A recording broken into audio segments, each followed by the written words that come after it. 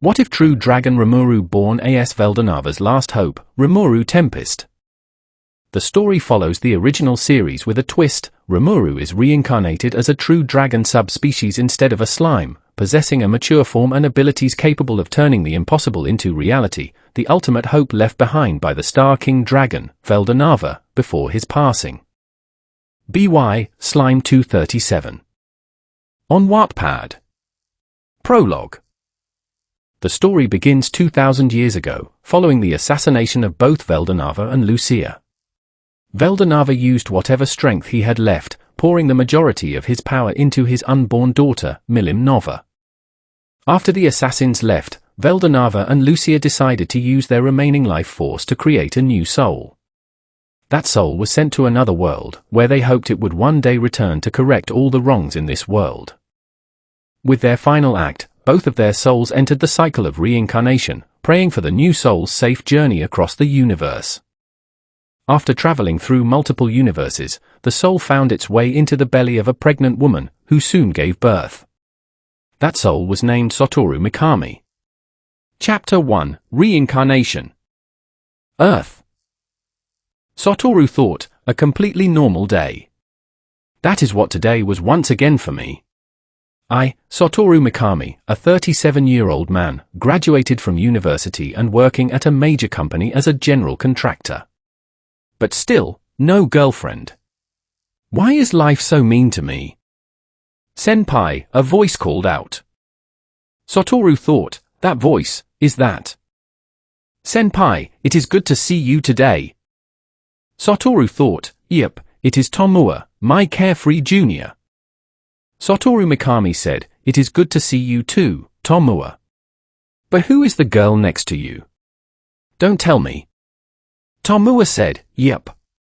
This is my girlfriend, Miho, the one I have been telling you about. Isn't she pretty?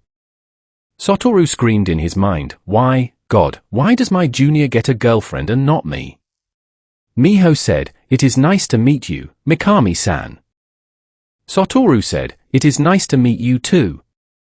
Miho and I greeted each other, as this was our first time meeting. How did I know her name, you ask? Because Tomua has been talking about her non-stop. It is like he wants to irritate me. Satoru thought, damn, she is cute. Tomua said, say, senpai, if you are free, care to join us for lunch? As I was about to reply, Kia! I heard screams coming from behind us. I turned to see a man bolting down the sidewalk with a knife in hand, aimed directly at Tomua. Without thinking twice, I pushed him out of the way. But... Ack! I got stabbed by the knife instead, and the man ran away from the scene. As I fell down, Tomua and Miho came running toward me, calling my name, but I was barely able to hear them. My body felt hot. I wished it would stop. Confirmed, heat resistant successful. Satoru thought, the pain, it hurts.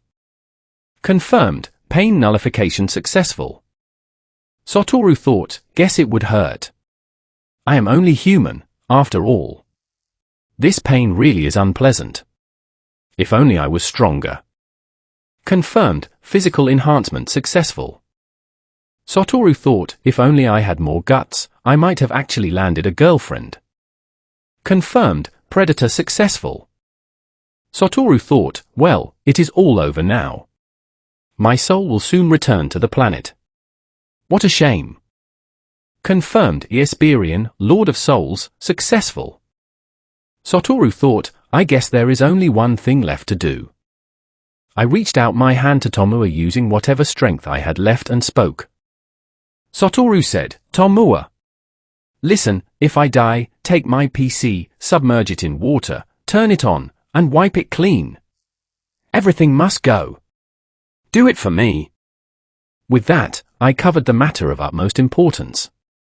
I closed my eyes after conveying this vital information and went to rest. Confirmed, Raphael, Lord of Wisdom, successful. A voice called out, welcome back, Master. Chapter 2, Meeting Veldora. Cave. While I was still thinking I was dead, the drowsiness slowly faded, and I began to regain consciousness. Satoru thought, this is weird. Why am I in a cave? Is this what hell looks like? I figured it would be hotter in here rather than wet. As I was slowly looking around, I tried to stand up on my 2 feet, but fell instantly. I turned my head toward my body, only to find out I was a baby dragon. Satoru thought, what happened to me? Notice, welcome back, Master. Satoru thought, what was that? Why can I hear it in my head? Am I dreaming? I pinched myself, only to find out it was not a dream. Answer, you are not dreaming. You are alive and well in your new form, Master. Satoru thought, who are you? What are you? And why can't I see you? Answer, I am your ultimate skill, Raphael. Satoru thought, Raphael, as in the angel. Answer, correct. Satoru thought, cool, I think. So anyway, why am I a dragon? Answer, it was your wish to have a stronger body in your previous life. Satoru thought, I see. Well, thanks for that, Raphael. Raphael blushed internally. After chatting with Raphael, I decided to explore the cave to see if I could find the exit. I came across a lot of grass called hypercute herbs and rocks called magic or curious. I tried using the skills I had obtained, Raphael and Predator, to eat and analyze these items, storing them in my imaginary space for safekeeping. Satoru thought, it is a bit of a waste to eat them since I can't taste anything, but it is better than doing nothing. Once again, I continued to eat everything in my path, since it was all I could do. I was eating so much and going so fast that I didn't look where I was going, and something big hit me. Satoru thought, ouch! Weird that I didn't feel that. I wonder why. Answer, it is due to your extra skill, pain nullification. As she explained, a deep voice suddenly spoke out. You there, little one? Can you hear me? As I turned around, I saw a giant, massive dragon, 10 times bigger than I was. It shocked me greatly. Then the dragon signaled with its claw, telling me to come closer, and so I did. The dragon said, greetings, young one. It seems to me like you are lost, am I right? I stopped for a moment, then replied. Satoru said, yes, you could say that. But it looks to me like you are trapped in that bubble. Do you need help getting out? The dragon yelled, are you looking down on me? I am Veldora, the storm dragon, one of the 4 remaining true dragons in the world. I don't need help from a small dragon like you. Ha ha ha. Satoru thought, I mustn't let him know I can't get out. Satoru thought, he is definitely trapped and can't get out. Answer, correct, Master. Chapter 3, My Name. After listening to his fake laugh for some time, he finally stopped and started talking. Veldora said, so anyway, what brings a tiny dragon like you to my cave? Are you here to get my autograph, by any chance? Satoru said, who would want an autograph from you? Veldora said, how rude. Who wouldn't want an autograph from the awesome, strong, and handsome storm dragon Veldora? Ha ha ha. Satoru thought, what a child. Satoru said, anyway, if you are as strong as you say you are, why are you still in that bubble? Veldora said, well, I can break out of here. I only choose not to just yet. Satoru thought, what an idiot. Satoru said, well, if you are fine, then I should be going now. CYA. Veldora shouted, wait. You're just going to leave me here. Satoru said, you said you can break out anytime, right? So why should I bother staying? A bit of silence followed. Veldora said, wait. Fine. I can't break out of here, and I have been so lonely in here without anyone to talk to. Are you really going to just leave me alone? Veldora made puppy dog eyes. Satoru thought, ah man, not the puppy dog eyes. That should be illegal. Satoru said, "Fine, I will stay a bit longer." Veldora immediately wiped the tears off his face. Veldora said, "Oh, thank you. You have no idea how hard it was, being trapped in here for more than 300 years. For some time, he and I continued to exchange information with each other. I even told him I was a reincarnation. He was a bit shocked at first, but calmed down almost immediately. After talking for so long, I felt attached to him. He was my first friend since coming to this world, so it was nice. It made me want to free him, so I asked Raphael for a solution. Answer: if you use Predator to transfer Veldora into your imaginary space, I can analyze the seal and find a way to break it, but it will take time. Satoru thought, if it can free Veldora, then so be it. I started explaining to Veldora how I planned to free him. I thought he wouldn't want to be eaten, but he just laughed and agreed without hesitation. It made me happy to hear that. Satoru said, "All right. Are you ready?" Veldora said, "Wait. Before we begin, I should give you a name first, since you currently don't have one." Satoru thought, right, he did say that naming a monster can make it stronger. Satoru said, "Okay, why not?" Veldora said, "Good. In that case, why don't you come up with a family name?" I thought to myself about what kind of name would be good, and I chose Tempest. Veldora immediately agreed with that name, and he chose the name Rimuru for me, which I also agreed to. Veldora said, "Kuhahaha. I like that name. From this day forward, you shall be known as Rimuru Tempest." At that moment, I felt something within me change. It felt as if the name was being engraved onto my very soul. My connection with one of the strongest beings in this world started today. Rimuru said, "Well, time to eat you now." With everything said and done, I used Predator, and my size expanded like crazy. I fully covered Veldora in seconds. It took only a moment to fully devour him along with his seal. Chapter 4: Birth of Chaos. After eating Veldora, my body began to flow with a lot of magicules.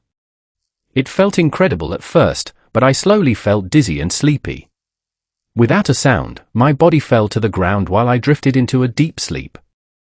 The surrounding magicules gathered around me and covered my entire body like a cocoon. Meanwhile, outside the cave lay the great forest of Jura, the territory Veldora called home. Beyond the borders of the forest sat the small kingdom of Blumund. When the guildmaster named Fuse heard of the storm dragon's disappearance, he immediately informed Baron Veriard. Both were worried, as this meant the monsters in the forest would become active, but even more than that, they feared the Eastern Empire. Fuse decided to send some adventurers to investigate the cave and learn how the dragon disappeared.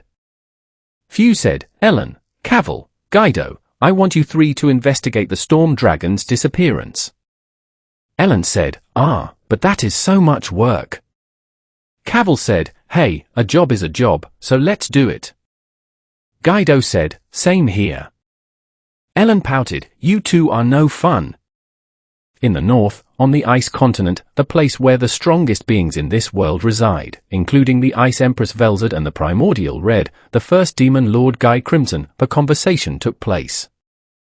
Guy asked, "Did you feel that, Velzard? It would seem your little brother finally bit the dust." Velzard said, "Guess so.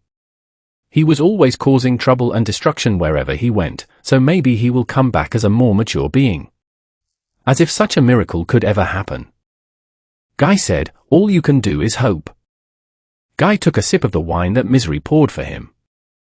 In the east, home to another of the strongest beings in this world, the Scorch Empress Velgrind, and Rudra Nam Ul Naska, the Emperor. Velgrind said, "What a pity. To think my adorable little brother has left me." Rudra said, "He will be back someday, I am sure. In the meantime, we might as well plan for my game with Guy." Velgrind said, "Very well, my love." In the forest, ever since the disappearance of Veldora, the monsters began to mobilize. Stronger monsters prepared for battle, while weaker monsters searched for a way to survive the chaos. The direwolf leader said, "Group 1, attack those goblins and bring me their corpses so that we may feast upon them." The direwolves howled, "Yes, Alpha!" The wolves attacked and killed almost all the goblins, but one hobgoblin managed to escape and warn his village. The hobgoblin was severely injured and had only enough strength to deliver his message before dying on the spot. Both his father and brother mourned his death. The goblin elder cried, "No! My son!" The young goblin cried, "Brother!" Who could have thought that the action of one small dragon could cause so much chaos? But the chaos now was nothing compared to what would happen once Rimuru awakened from his slumber. Side story, Veldora and Raphael's vow.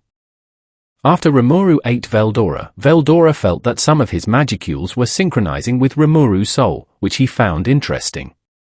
While inside the imaginary space, he gained access to all of Rimuru's memories.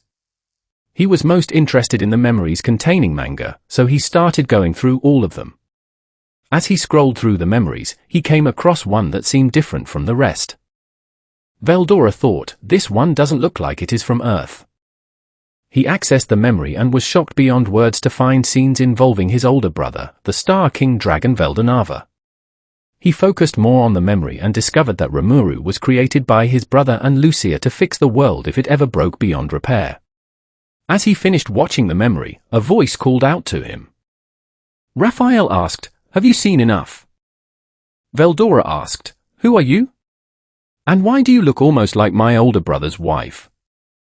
Raphael answered, "To answer your first question, I am Raphael, the partner to my master. As for your second question, I was originally a skill that belonged to Lucia, but she chose to send me with my new master so that I may help him in his time of need." Veldora said, "I see." They chatted for some time and vowed that the two would work together to ensure Rimuru stayed out of harm's way. They would make sure no one disturbed him until he gained enough strength to face challenges head-on by himself. Veldora said, "So it is decided, then. We vow to ensure Rimuru's safety and privacy are protected at all costs." Raphael said, "Agreed." Veldora asked, "That said, what do we do with his evolution? He has been absorbing my magicules throughout the process, which will make him powerful, but not enough to deal with threats like the demon lords." Raphael answered, "With the amount of magicules he is absorbing from you, it might be possible for Master to awaken as a true dragon subspecies." Veldora said, "This is bad.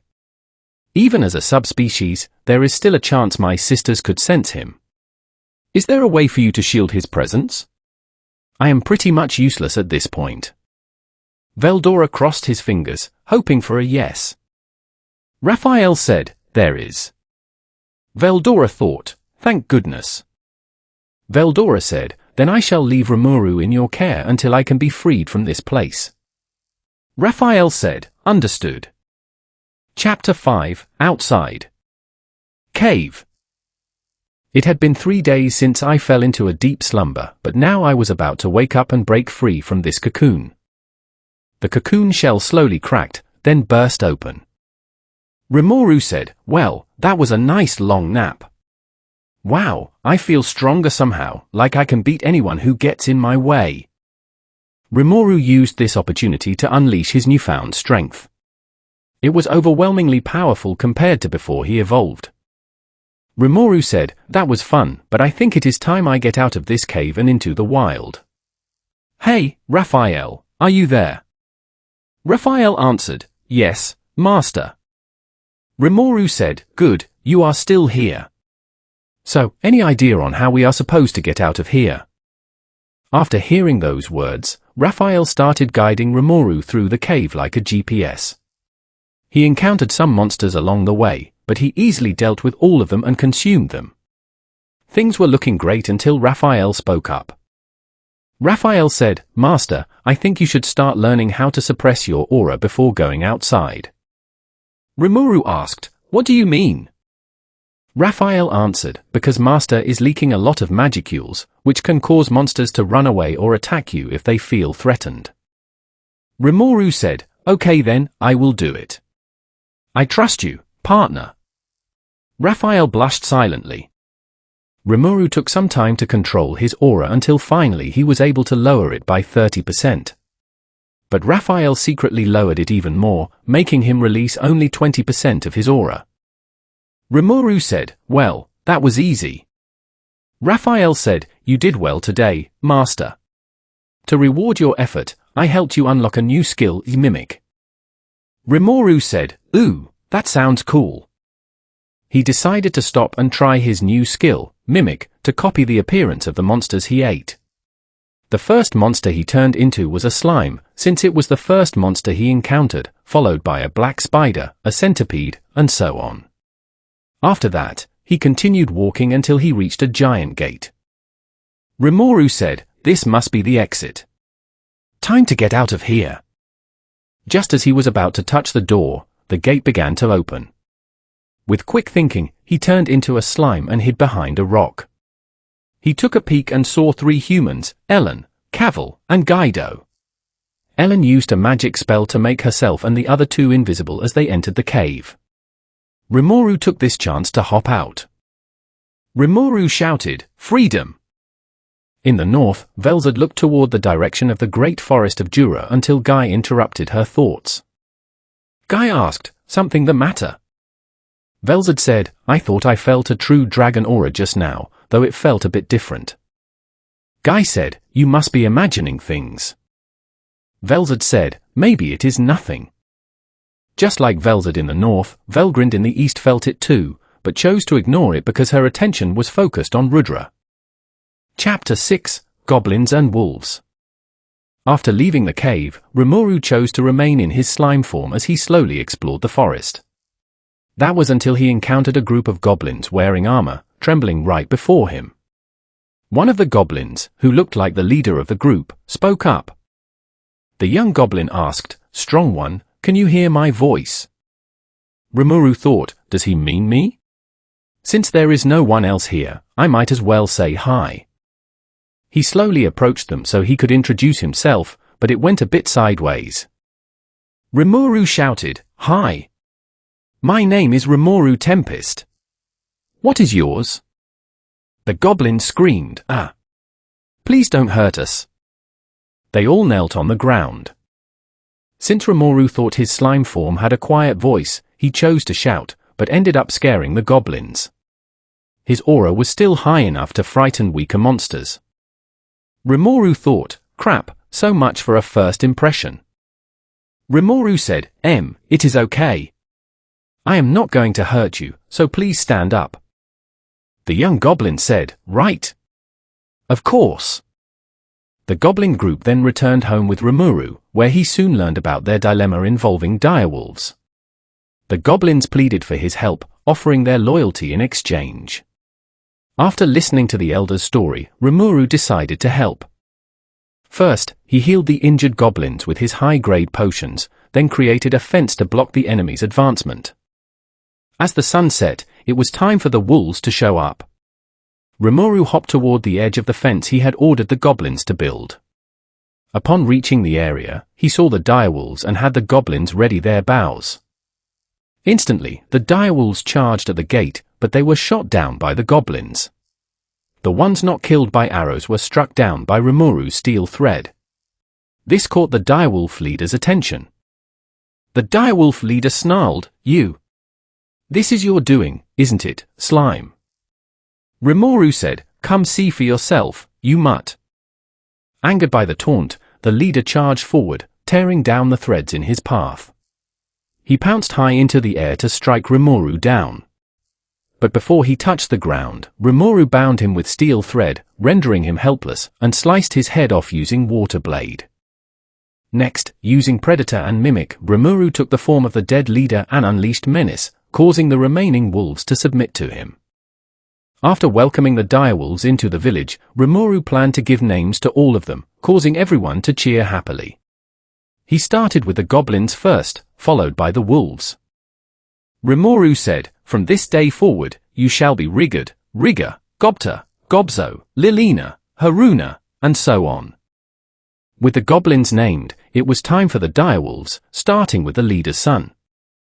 Rimuru said, "Let's see, your name shall be Ronga." Rimuru thought, "Guess that tail wag means he likes it." "Oh, what is happening?" Why do I feel so sleepy? Ronga cried out, Master. Just like that, Rimuru fell asleep. 3 days later, he woke up to find that all of them had evolved. Some looked much larger, while others looked younger, especially Rigid. Next, Rimuru gathered everyone to establish 3 core rules. Rimuru said, 1. No attacking humans unless absolutely necessary. 2. No fighting among yourselves. 3. No belittling other races. They all agreed without a second thought. This brought them to their next order of business, housing and clothing, areas where they lacked experience. Rigid mentioned the dwarven kingdom of Dworgen, so Rimuru decided to take a small group of goblins and head toward the city. Chapter 7, Dworgen. It took a few days, but we finally arrived at Dworgen. We were still a short distance away from the main gate, but not all of us would be entering. I was afraid that a large group like ours would make other travelers uncomfortable, so I took Gobta with me and waited in line. Rimuru thought I should remain in my slime form whenever I visit other places, because I am sure my dragon form would scare everyone away. Answer: You are correct, Master.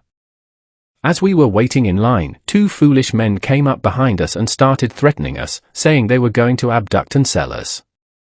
Even though Gobta is a coward and sometimes an idiot, he is still my friend. I won't allow fools to threaten my friends and get away with it. Rimuru said, Gobta, remember when I said we shouldn't attack humans unless necessary? Gobta asked, Yeah.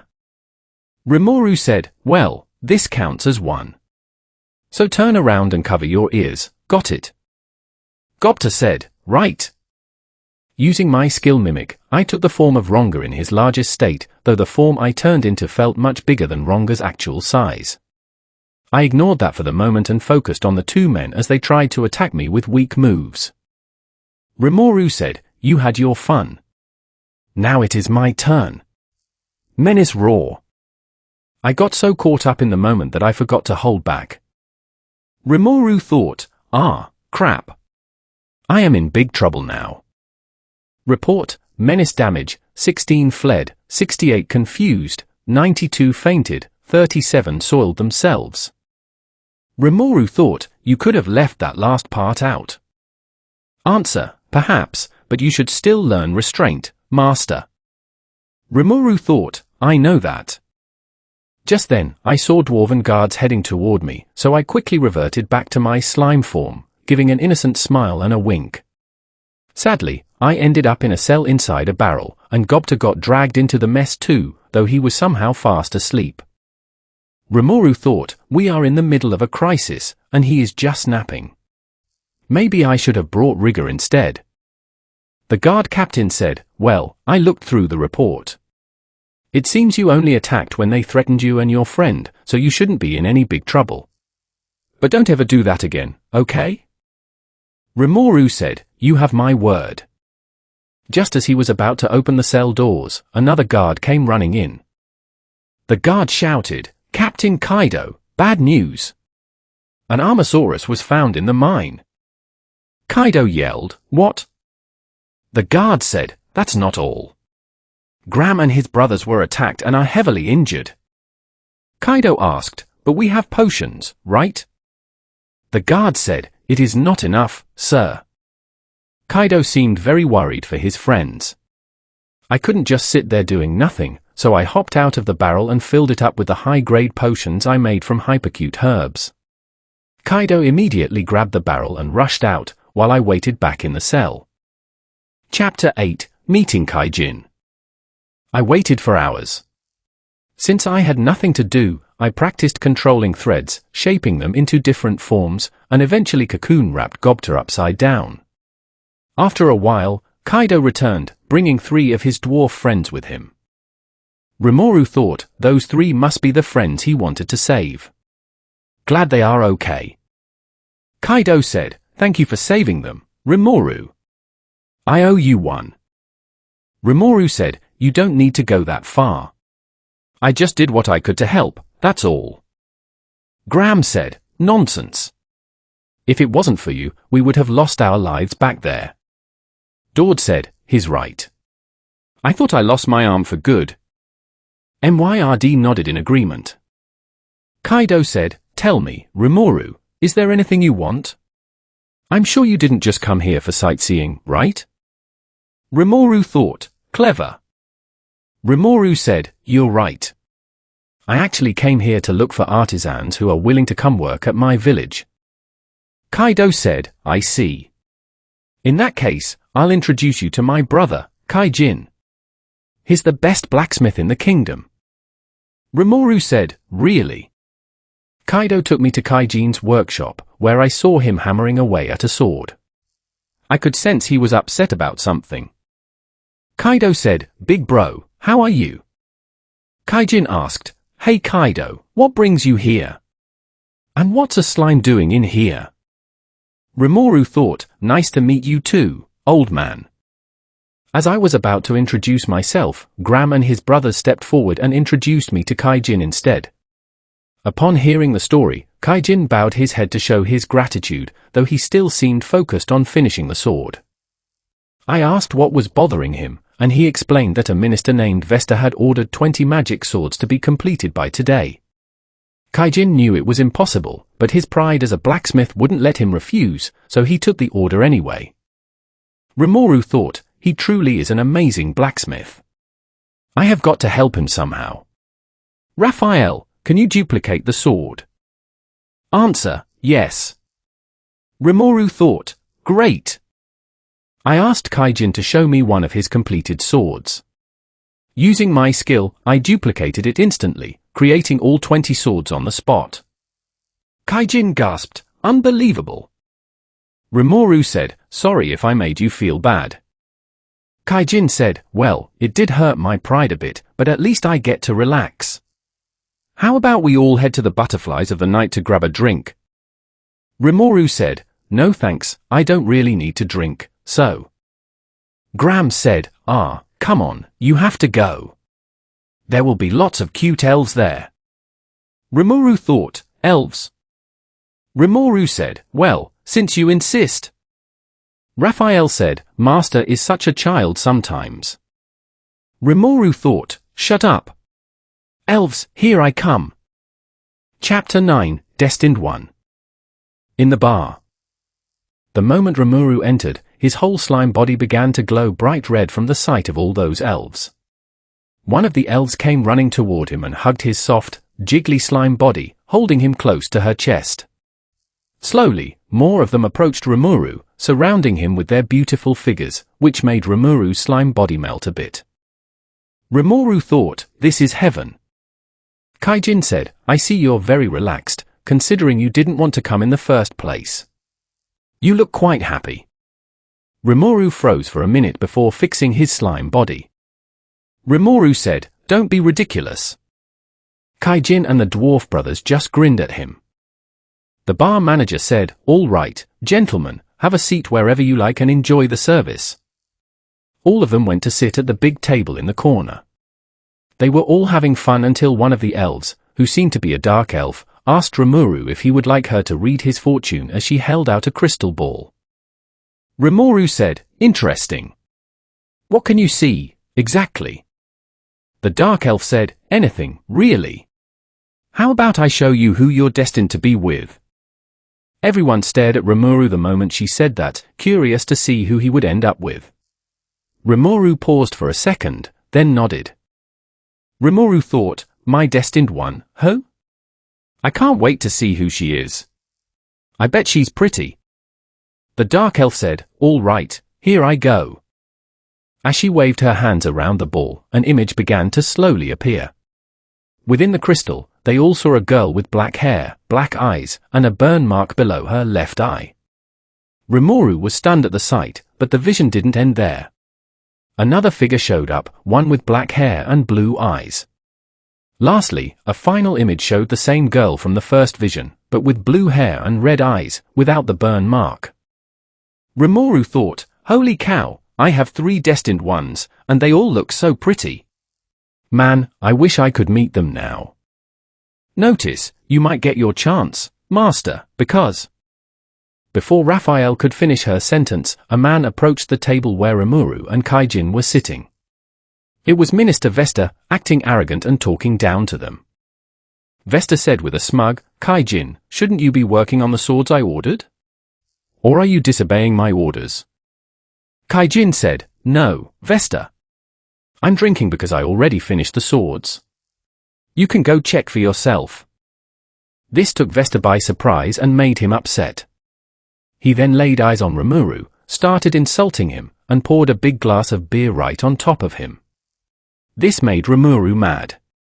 As he was about to speak back, Kaijin snapped and delivered a big fat punch to Vesta's face. Kaijin yelled, "Rimuru is a good friend of mine, and I won't just sit by and let you insult him. You hear me?"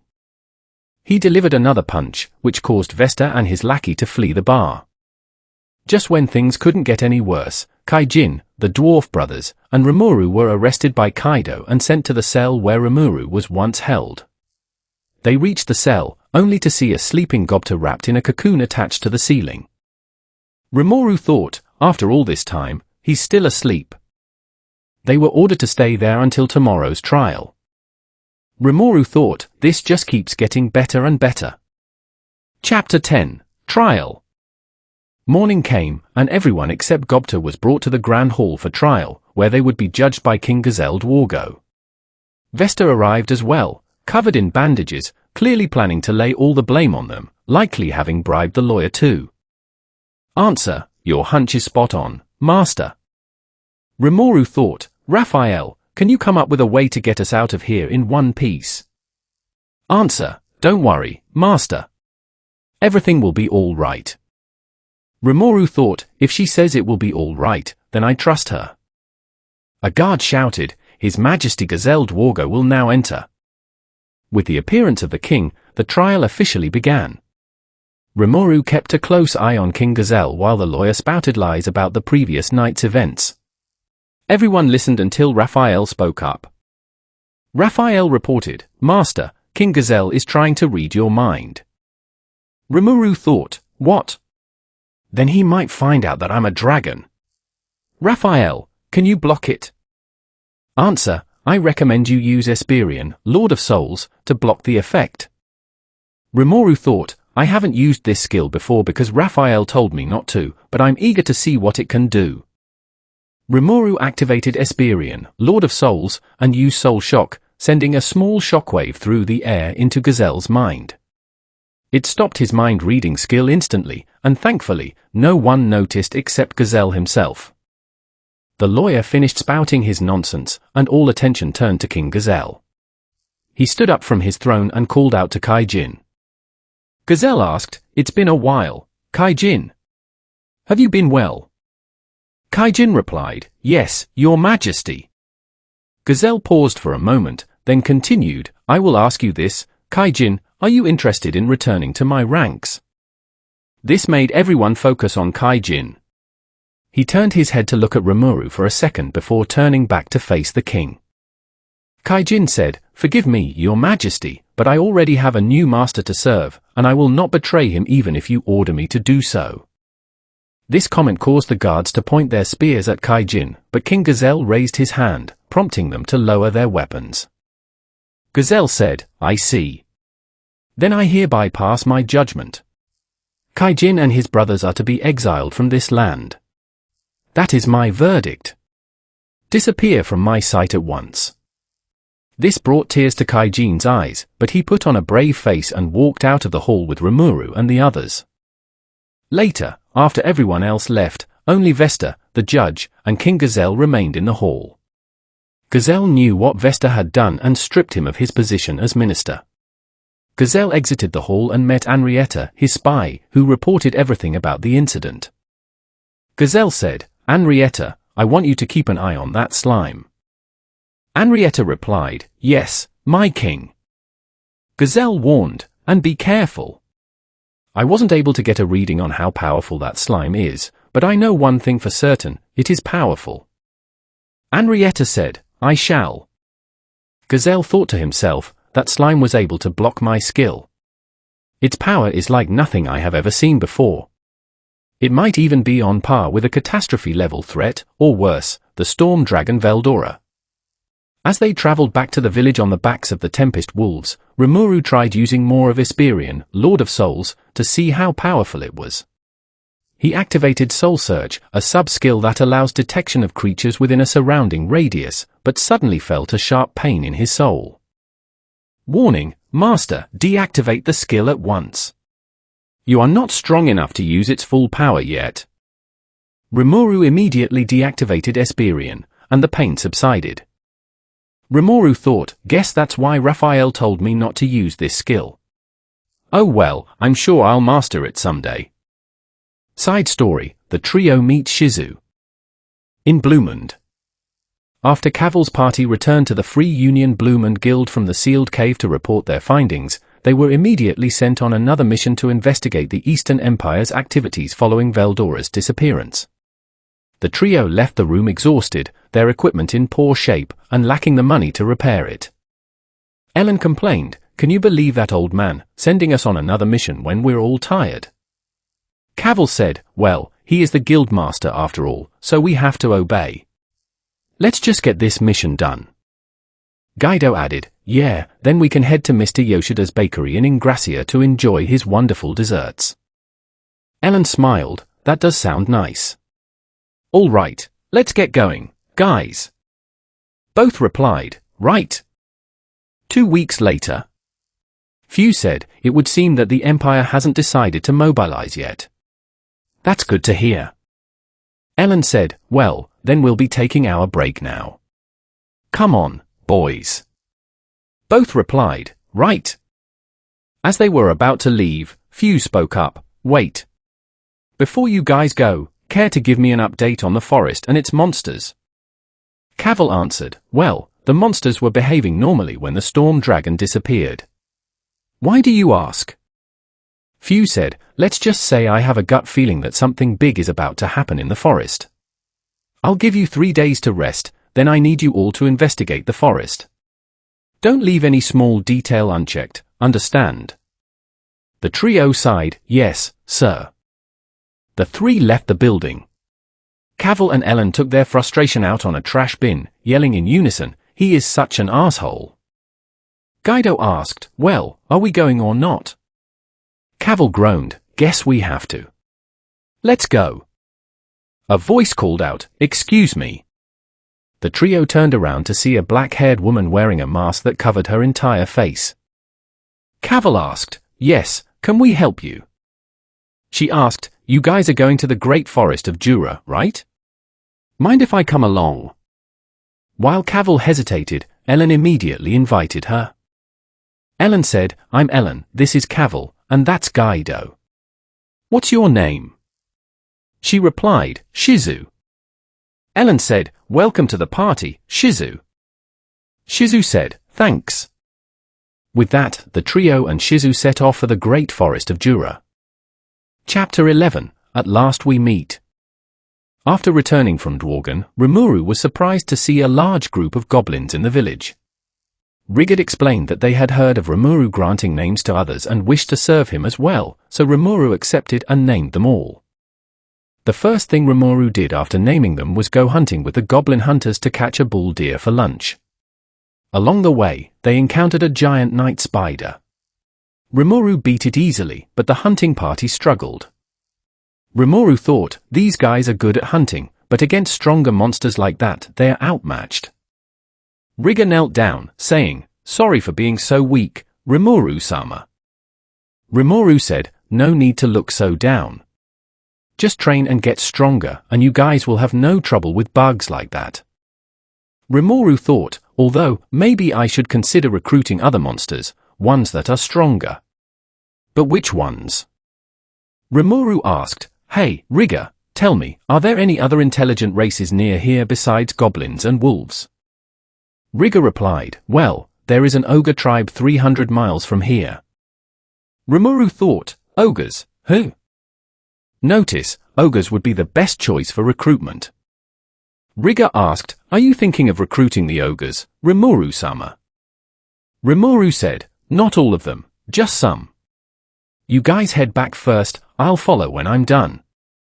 The goblins and wolves answered, "Yes, Rimuru-sama." Rimuru headed toward the ogre tribe and came across a giant black snake about to kill an old ogre, along with a young ogre warrior and an ogre girl. Rimuru easily killed the serpent using black lightning. The old ogre revealed himself to be an ogre priest and invited Rimuru to the tribe. It was then revealed that the 3 ogres Rimuru saved were the ogre chief's wife, son, and daughter. The ogre chief said, "You have my thanks for saving my family. Though I am a bit surprised to see that you are a slime, I won't question it further." Rimuru said, "It was nothing, really." The chief said, "Please, if there is anything you desire, let me know and I shall grant it, so long as it is within my power." Rimuru said, "In that case, I would like some ogres to come work for me and help train my subordinates to become stronger." The chief said, "That will not be a problem. I can have them sent to you within a week." Rimuru said, "Thank you for hearing me out. Then I should be going now."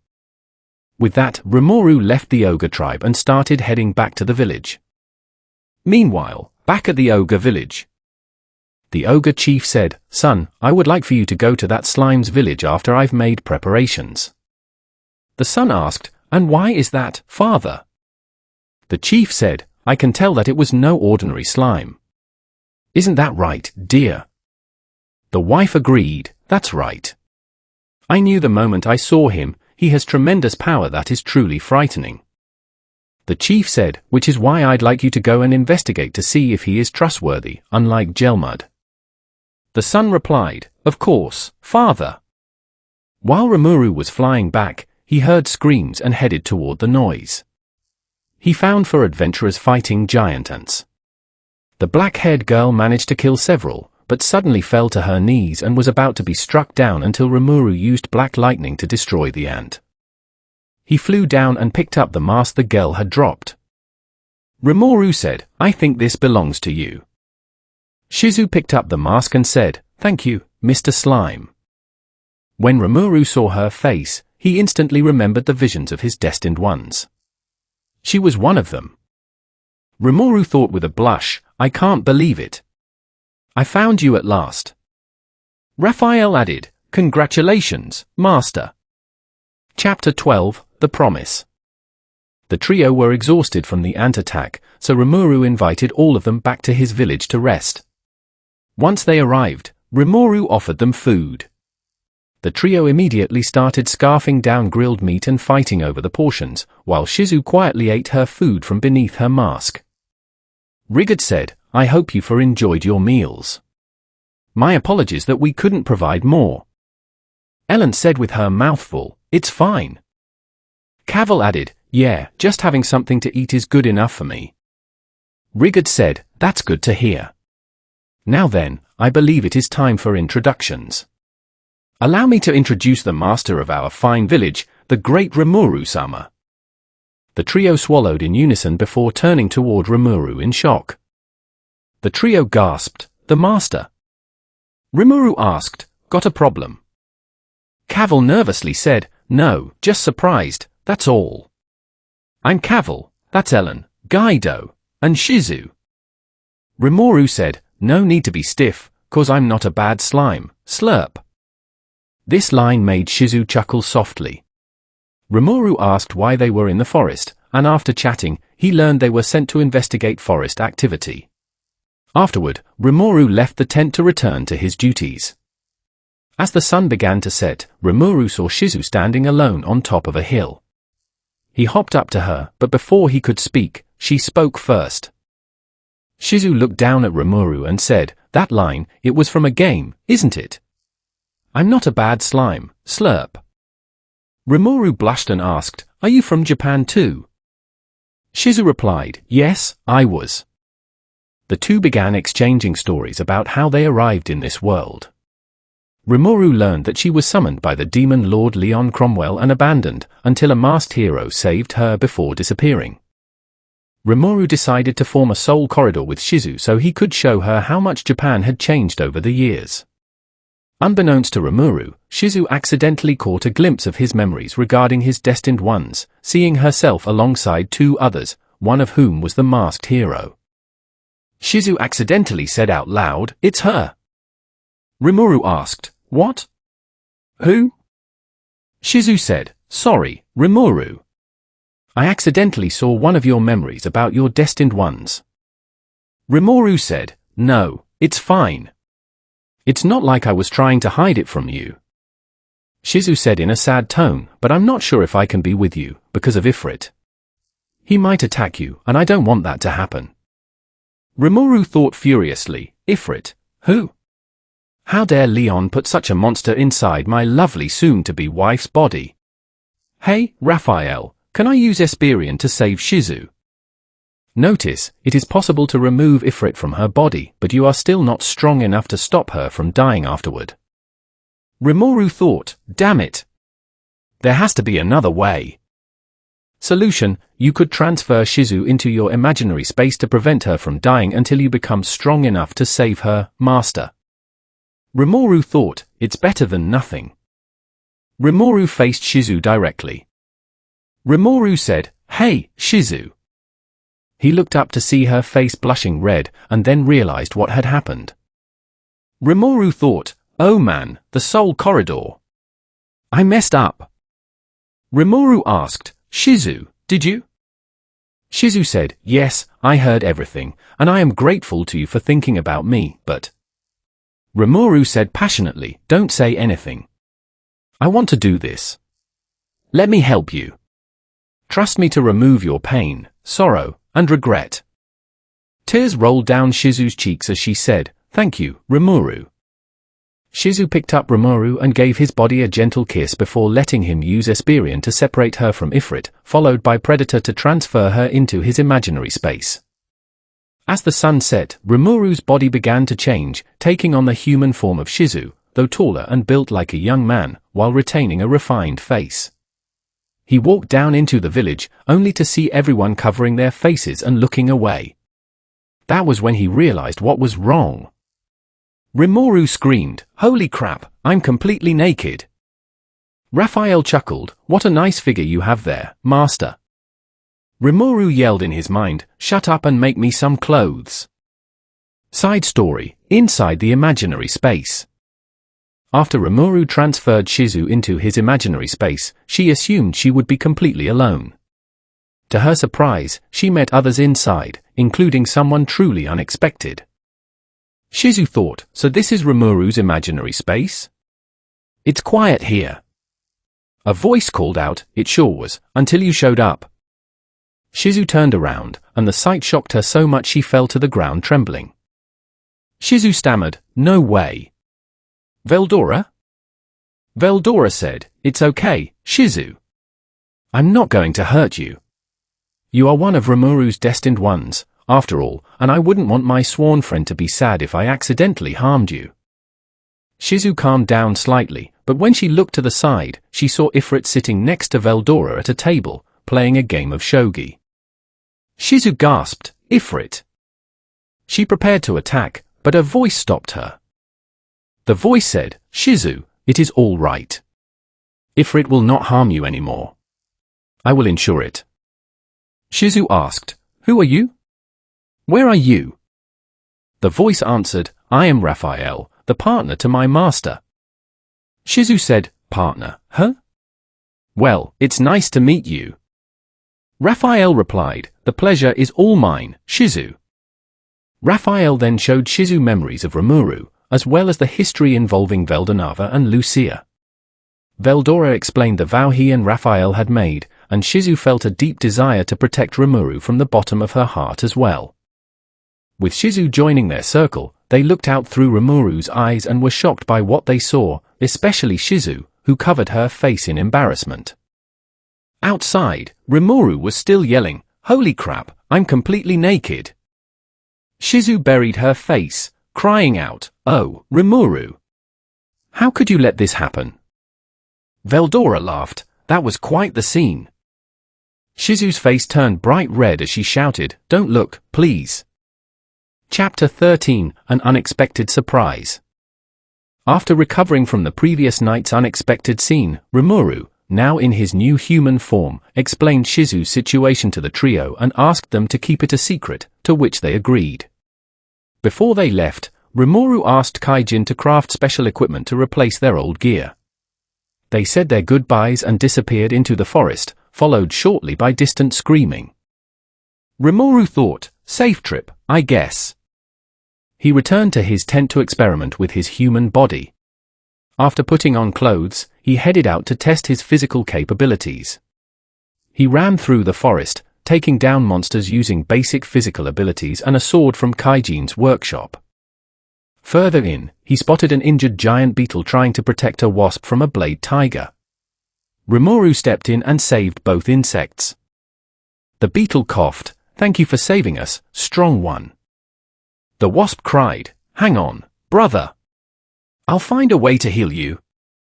Rimuru thought, so they're siblings, huh? Raphael, is there a way to help? Answer, I recommend using Master's cells to heal the beetle and replace its missing exoskeleton. Rimuru turned to the two insects. Rimuru said, "Hey, if you want, I can heal your friend." The wasp asked, "Really?" Rimuru said, "In exchange, I'd like you two to become my subordinates." "Is that a deal?" The wasp replied, "As long as my brother is saved, I'll do anything." Rimuru healed the beetle and named both of them. The beetle was named Zijin, and the wasp was named Apito. Rimuru assigned their tasks. Apito, you'll be in charge of collecting honey for me. Zijin, your job is to protect her. Is that clear? Both replied, "Yes, Rimuru-sama." As Rimuru headed back to the village, he received a thought communication message from Ronga, whom he had sent out with the hunting party, forcing him to change course. Upon arrival, he saw 3 ogres engaging the hunting party in battle, and recognized them. Rimuru thought, those 3 are from the ogre tribe I visited 5 days ago. Why are they attacking? He stepped in to break up the fight, using his abilities to incapacitate the 3. Suddenly, another ogre charged forward, the ogre chief's son. Rimuru quickly reverted to his slime form, causing the son to freeze in his tracks. The son gasped, "It's you?" Rimuru said, "Nice to see you too. Can we stop this fight now?" The ogre chief's son immediately knelt and apologized, along with the 3 who had attacked the party. Slowly, more ogres emerged from the forest, all wearing sad expressions. Rimuru asked what had happened. The chief's son explained that their tribe was attacked by an army of orcs wearing full body armor. Realizing this would take time to discuss, Rimuru invited all the ogres to his village to recover. He was relieved to see the chief's wife and daughter among the refugees, but learned that the chief had sacrificed himself so his people could escape. Rimuru thought, "Man, if I had stayed a bit longer, I might have been able to save him." Answer, if you had, you wouldn't have been able to meet Shizu. Rimuru thought, yeah. Life really isn't fair sometimes. But why would orcs attack ogres? Something doesn't feel right. Chapter 14, Ogres and Lizards. After hearing the ogre's story, Rimuru decided they needed to address the orc threat before things escalated. He gathered everyone, including the chief's family, at the newly built hall to discuss a strategy. They agreed that the ogres would temporarily serve under Rimuru until the orcs were defeated, while sending messengers to other monster tribes to form an alliance. Rimuru started by naming 7 ogres. Rimuru asked, "Time to name you guys. Ready?" All 7 replied, "Yes." Rimuru granted names to give them an advantage against the orcs. The chief's wife was named Sakura, the son was named Benimaru, and the daughter was named Shuna. After naming them, Rimuru fell into a deep sleep for 3 days. He woke up to find Shun, the purple-haired ogre who had attacked the hunting party, standing nearby, along with 6 other familiar faces. The chief's family, Sue, a blue-haired ogre with 1 horn, Hakuro, an elderly white-haired ogre, and Kurobe, a large black ogre, had all evolved into Kijins, making them significantly stronger. Rimuru asked, "Now that the naming is done, care to update me on what happened while I was asleep?" Sue reported, "Rimuru-sama, I scouted the forest and learned that 200,000 orcs are currently moving through the forest. Their first destination appears to be Lake Sis." Rimuru asked, "The home of the lizard men?" Sue replied, "Yes." Rimuru said, "I see. Just then, Rigid arrived to report that a delegation of lizardmen had appeared at the front gate. Rimuru, Rigid, and the Kijins went out to meet them. One day earlier, at Lake Sis, the lizardmen were discussing how to deal with the incoming army of 200,000 orcs. Lizardman Elder 1 panicked. What do we do? There are so many of them. Lizardman Elder 2 said, calm down. They're just slow pigs, we can take them on our own turf. Lizardman Elder 1 asked, but how did their numbers get so large? Lizardman Elder 3 said, I heard rumors that they attacked an ogre village and nearly wiped them out. Lizardman Elders 1 and 2 gasped, what? The Lizardman Chief said, settle down. We must increase our numbers to fight them. The Chief's daughter asked, how do we do that? The Chief called out, get my son. Where is my son? His son stepped forward, saying, I'm right here, father. And I have a name now, so why don't you call me Gabiru? The Chief said, I don't have time for this. I need you to go to the forest and recruit as many goblins as you can to fight the orcs. Gabiru scoffed, goblins? Really, those weaklings. The Chief ordered, just go. We can't afford to waste time.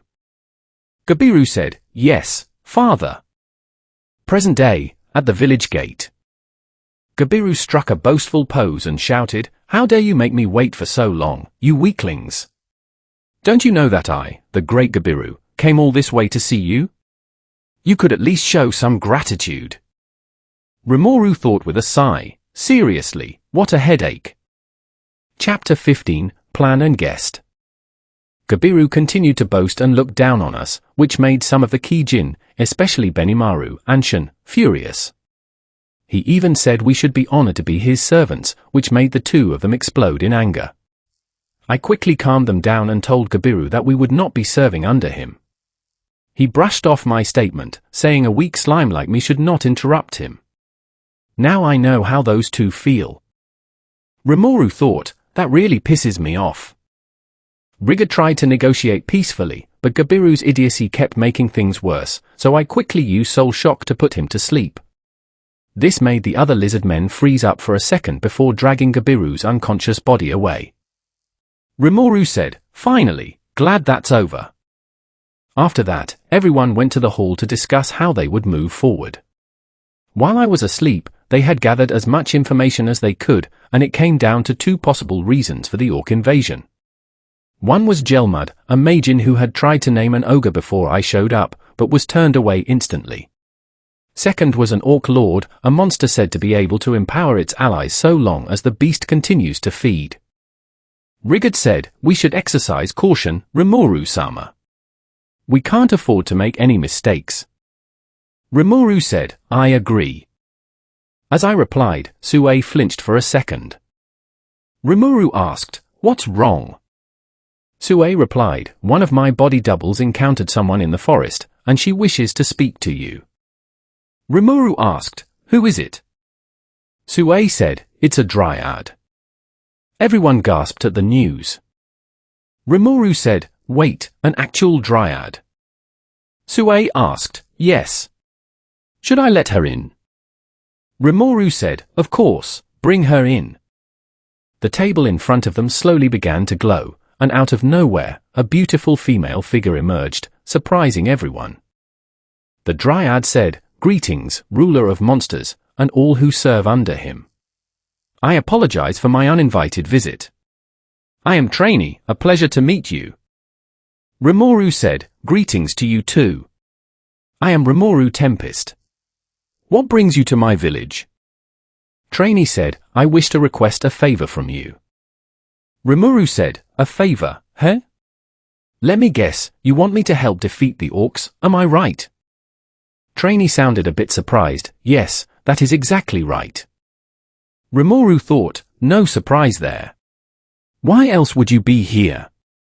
Trainee got off the table and took a seat next to the other executives while biting down on a bowl of potato chips. She provided information that proved helpful to them, such as confirmation that the Orc Lord is real and possesses the unique skill Starved, as well as the involvement of Gelmud. Rimuru thought, wow, she sure knows a lot. Raphael reported, dryads are the caretakers of the forest. They know everything within the forest. Rimuru thought, wait, does she know about my real form then? Raphael reported, there is a 30% chance she might know of your true form, Master. Rimuru thought, I might have to talk to her about that later, just to be safe. And with that, they made a foolproof plan to deal with the orcs. Chapter 16, Lizardman Chief. Their plan was to engage the orcs at Lake Sis since the army was currently en route there. They decided to send someone to the Lizardman tribe to try and form an alliance. Sue volunteered to go, and Rimuru gave him the thumbs up. As for Gelmud, Trainee said she would deal with him herself, so all that was left was to prepare for the coming battle. The meeting was adjourned, and Rimuru called Trainee behind the building to confirm his suspicions. Rimuru said, Hey, Lady Trainee, I wanted to ask. Trainee interrupted, if I know of your true self? Call it a hunch. Rimuru thought, so she does know. Rimuru said, looking a bit worried, I see. Trainee smiled, fear not, Rimuru-sama. I have no intention of spilling your secret. Rimuru said, thanks for understanding. Trainee asked, but I must say, why are you trying to coexist with humans? Rimuru paused for a moment before replying, it's something personal. I'd appreciate it if you didn't ask any further. Trainee said, of course. After Rimuru and Trainee had their chat, Gabiru and his group were resting in the forest until a masked Majin named Laplace arrived and tricked Gabiru into believing he should overthrow his father and become the chief. Meanwhile, at Lake Sis, a Lizardman guard shouted, Chief! We have an intruder. He says he wishes to speak to you. The Lizardman chief said, all right, let him in. The chief's daughter said, but father. The chief asked, you felt it too, didn't you? She replied, yes, he is strong. I doubt even 100 of our men could beat him. Slowly walking out of the shadows, Sue appeared before the Lizardman chief. The chief said, forgive us. We are in a bit of a crisis, so we can't really afford proper hospitality right now. Sue said, don't bother. I am merely a messenger today. I came to deliver a message from my master. The chief said, all right, let's hear it. Sue said, my master wishes to form an alliance with your tribe to defeat the orcs. The chief asked, an alliance? But I don't know who your master is. Sue said, my master is the great Rimuru Tempest. He recently received a request from the Dryads to defeat the orcs. The word Dryad made them pause for a moment. The chief gasped, a request from the Dryads? Really? Sue nodded, but one of the guards accused him of lying, calling his master a coward crawling to them for help. The guard stepped forward, only to be stopped in his tracks by a steel thread attached to his neck, just waiting to slice his head off. The chief stood up from his throne and yelled, no, wait. I apologize for his rude behavior, and I believe an alliance would prove beneficial to both of our sides. Sue removed the thread and replied, I don't intend on causing trouble, but I won't allow anyone to insult my master. The chief thought, such loyalty. The chief asked, I must ask, are you an ogre by any chance? Sue said, I was an ogre, but my master named me Sue, and I evolved into a Kijin. The chief's daughter gasped, what? A legendary race that only ogres can evolve into. The chief thought, this master of his must be very powerful. The chief said, before we form an alliance, there is one condition I would like to add. Sue asked, which is? The chief said, I wish to meet your master. Sue said, very well. Sue then left, saying he would return in 3 days with the news. Chapter 17, Rebellion Failed. After Sue returned and told Rimuru that the Lizardman chief wished to meet him, Rimuru decided to send half of the finished group of fighters to the wetlands first to help with defense. Sue and Hakuro were sent to supervise the troops while Rimuru prepared the other half.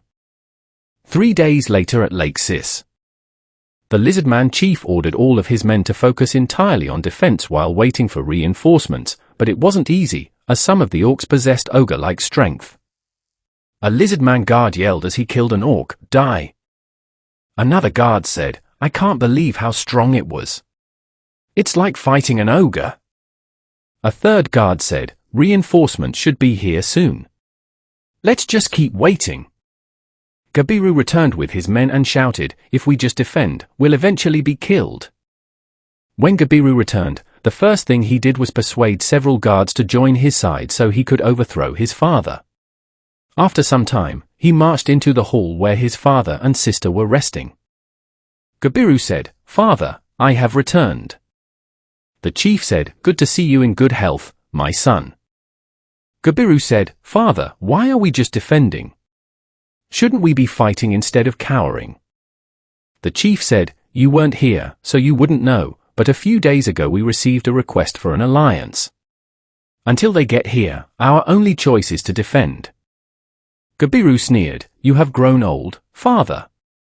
The chief gasped, "What?" Just then, Gabiru's men rushed in and restrained his father and sister. Gabiru slowly picked up the vortex spear from beside the throne, and it glowed brightly, acknowledging its new master. Gabiru said, "Sorry, father, but I won't just sit by and wait. You and my sister shall be put in the dungeon while I lead our men to crush the orcs." The chief yelled as he was dragged away, "No, son, you're making a big mistake. Let go of me, son." Just as the chief and his daughter were being dragged away by the guards suddenly stopped moving. The chief looked closely and saw thin steel threads, immediately realizing who had arrived. Gabiru asked, "What's going on? Why did you all stop moving?" Out from the shadows, Sue appeared and tied up Gabiru along with the rest of his men. Gabiru yelled, "Who are you? Untie me at once. Don't you know who I am?" The chief said, "Sue. Thank goodness you came." Sue simply nodded as Hakuro and the rest of the reinforcement stepped forward. Hakuro said, "It's a good thing Rimuru-sama sent us in advance, or who knows what disaster would have happened if you charged in without fully understanding the Orc Lord's powers." The chief said, "Forgive me for not disciplining my foolish son. He shall be locked in the dungeon until the war is over."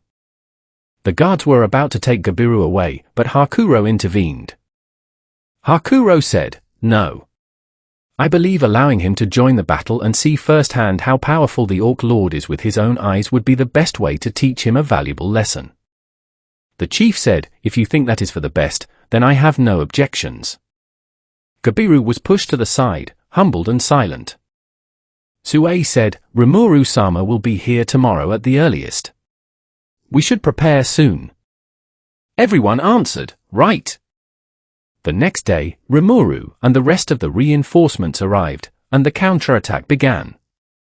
Side story, Trainee deals with the clowns. Somewhere inside the great forest of Jura, two figures could be seen.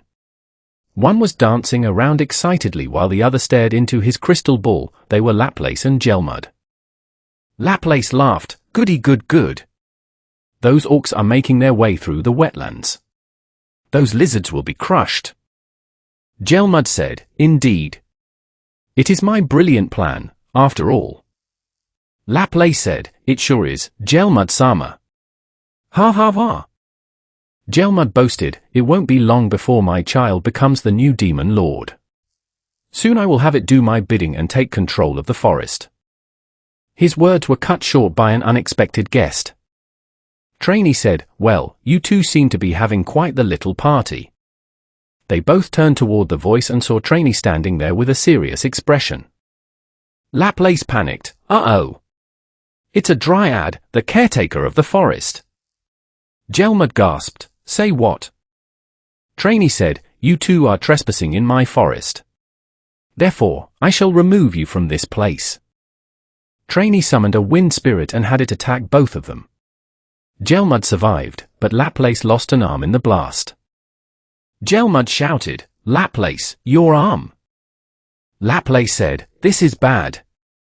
We need to get out of here. Besides, we've done what we came here to do." The two immediately fled the forest. Trainee watched them run and whispered, "The rest is up to you now, Rimuru-sama." Chapter 18, Counterattack. The battle had begun. Rimuru's plan was to have his main forces attack the larger group while the lizard men, including Gabiru, focused on the smaller groups. Everyone agreed with the plan and charged toward the Orc army, while Rimuru flew above the battlefield to search for the Orc Lord. Rimuru thought, "So far, so good. Those Kijin are really doing a number on those orcs. It would be nice if they chose to stick around after this." Rimuru continued to observe from above, feeling a bit annoyed when some of the lizard men following Gabiru fell into disarray, failing to strike the orcs' weak points. Rimuru sighed, "Man, what are these guys doing?" There was clearly an opening. Then Gabiru spotted an orc general and went to fight it alone. His speed in the wetlands allowed him to hit the orc with fast piercing attacks, but against the general, he was still outmatched. Rimuru thought, "I have to admit he's got some skill, but he still isn't strong enough to fight the general." Rimuru asked, "Hey, Raphael, can I use Esperion to help increase his chances of success?" Raphael answered, "Yes, Master. You can share the use of Soul Search to help him win." Rimuru said, "Right." Rimuru activated Esperion, Lord of Souls, to temporarily share Soul Search Sight with Gabiru. This allowed Gabiru to clearly see openings and predict the general's fighting style. Gabiru flawlessly evaded all of the Orc general's attacks and delivered the final blow, securing victory. Gabiru thought, "That was close. If Rimuru-sama hadn't shared his powers with me, I would have been dead. I see now that I was foolish to think I could win with just raw strength." Rimuru then left Gabiru's group to continue his search for the Orc Lord. Rimuru thought, "That sure came in handy. Can I do it again with all of them?" Raphael answered, "Yes, but only if they are within the radius of the skill." Rimuru asked, "How big is its radius?" Raphael answered, 100 miles, Master." Rimuru said, "That will do." He activated Esperion, Lord of Souls, again to temporarily share Soul Search Sight with the rest of his allies, allowing them to clear the battlefield much faster. The orc numbers began decreasing at a rapid rate. Ronga's evolution into a Tempest Star Wolf made him far stronger, and his Death Storm wiped out massive ranks. With only 100,000 orcs remaining, Rimuru finally spotted the Orc Lord and informed the rest. Suddenly, a massive energy ball flew across the battlefield and landed near the Orc Lord. It was Gelmud. Gelmud screamed, "How dare you interrupt my plans?" He started spouting his frustrations at them, but Rimuru didn't want to hear any more of it, using sticky steel thread to seal Gelmud's mouth shut. Rimuru said, "I've heard enough from you. This is where it all ends. Teach him a lesson, guys." The Kijin answered, "Yes." They each took turns crushing him. Gelmud was in agony and used whatever strength he had left to plead for the Orc Lord, Geld, to save him. The Orc Lord heard this and moved forward while the Kijin stepped back. Gelmud thought Geld was coming to save him, but Geld beheaded Gelmud instead and consumed his body, causing Geld to evolve into the Orc Disaster. Geld roared, "I am the Orc Disaster, and I will eat all who stand in my way." The Kijin struck first and managed to damage him, but the Orc Disaster's strength and regeneration made it difficult to kill.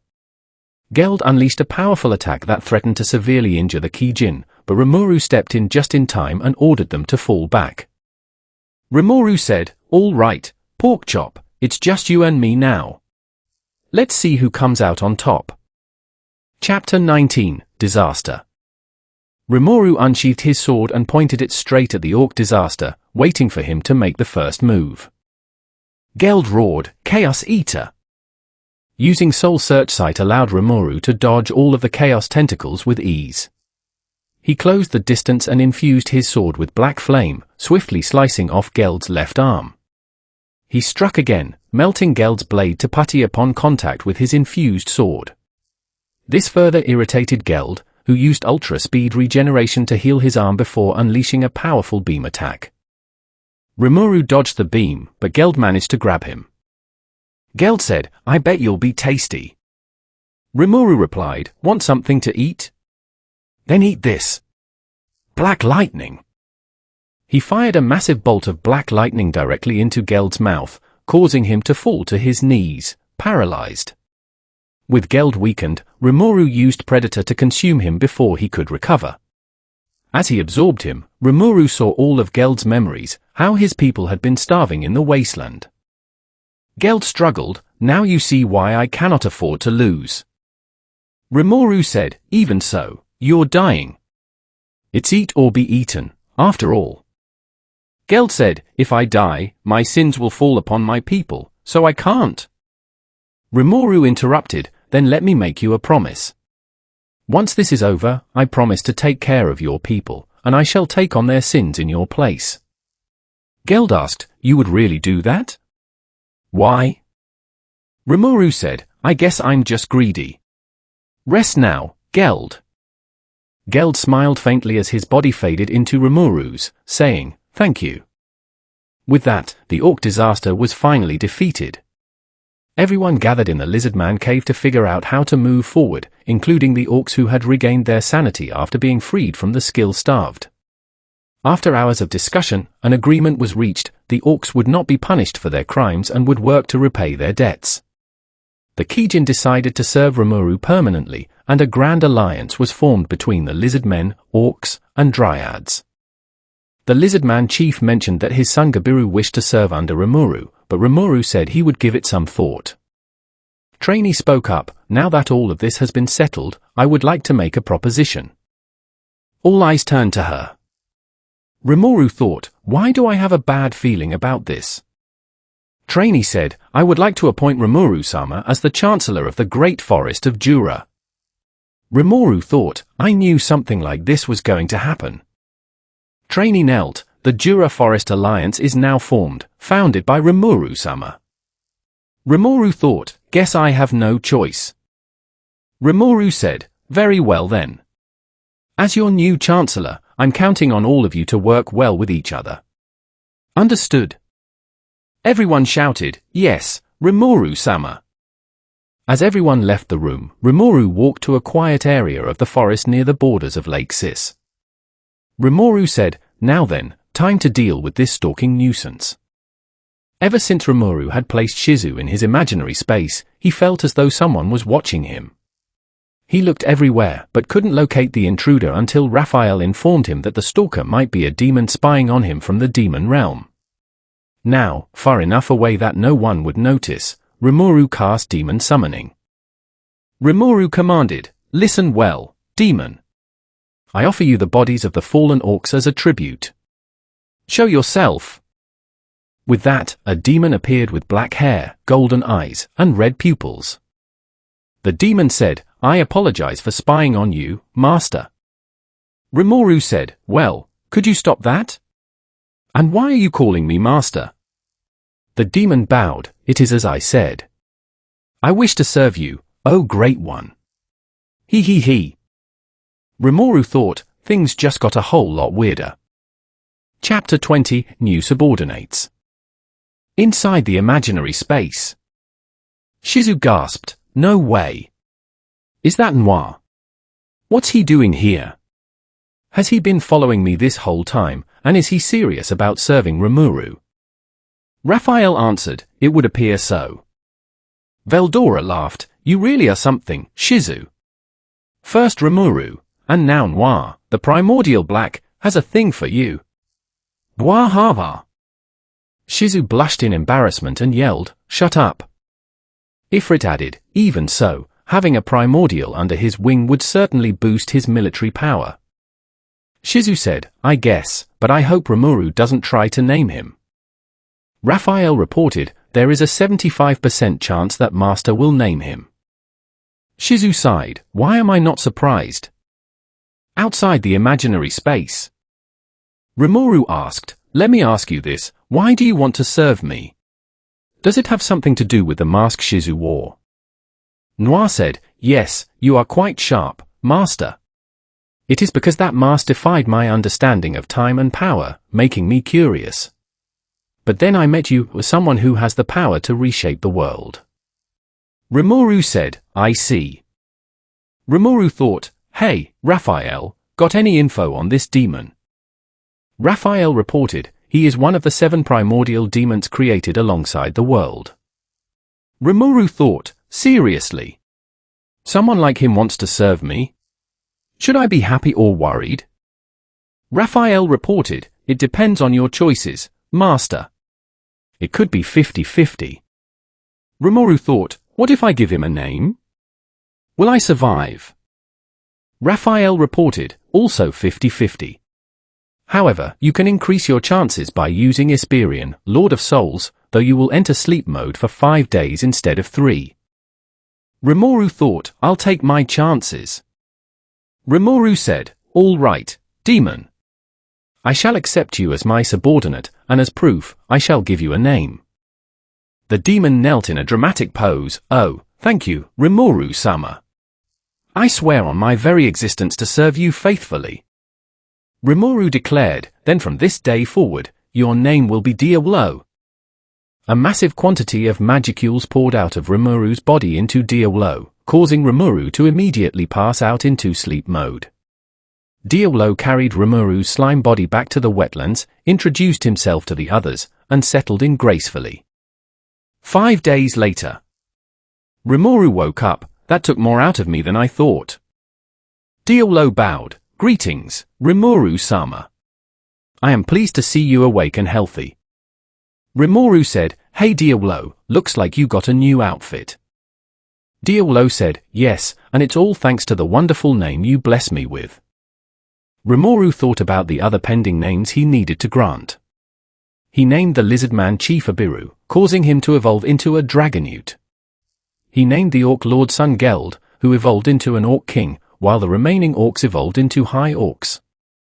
The chief's daughter was tasked with coming along to learn, while Gabiru and his men came as well. Rimuru named the chief's daughter Suka, causing her and her 4 companions to evolve into human-like figures, while Gabiru and his men evolved into full dragonutes. Chapter 21, Gazelle vs. Rimuru, The Birth of Tempest. It had been 3 months since the fall of the orc disaster, and things were going smoothly. Everyone was doing their job perfectly, and it wouldn't be long before the village became a grand city. Everything was peaceful until Sue appeared. Sue reported, "Rimuru-sama, we have an emergency." Rimuru asked, "What kind?" Sue said, "A large group of Pegasus Knights is heading our way. They will land just outside the city border."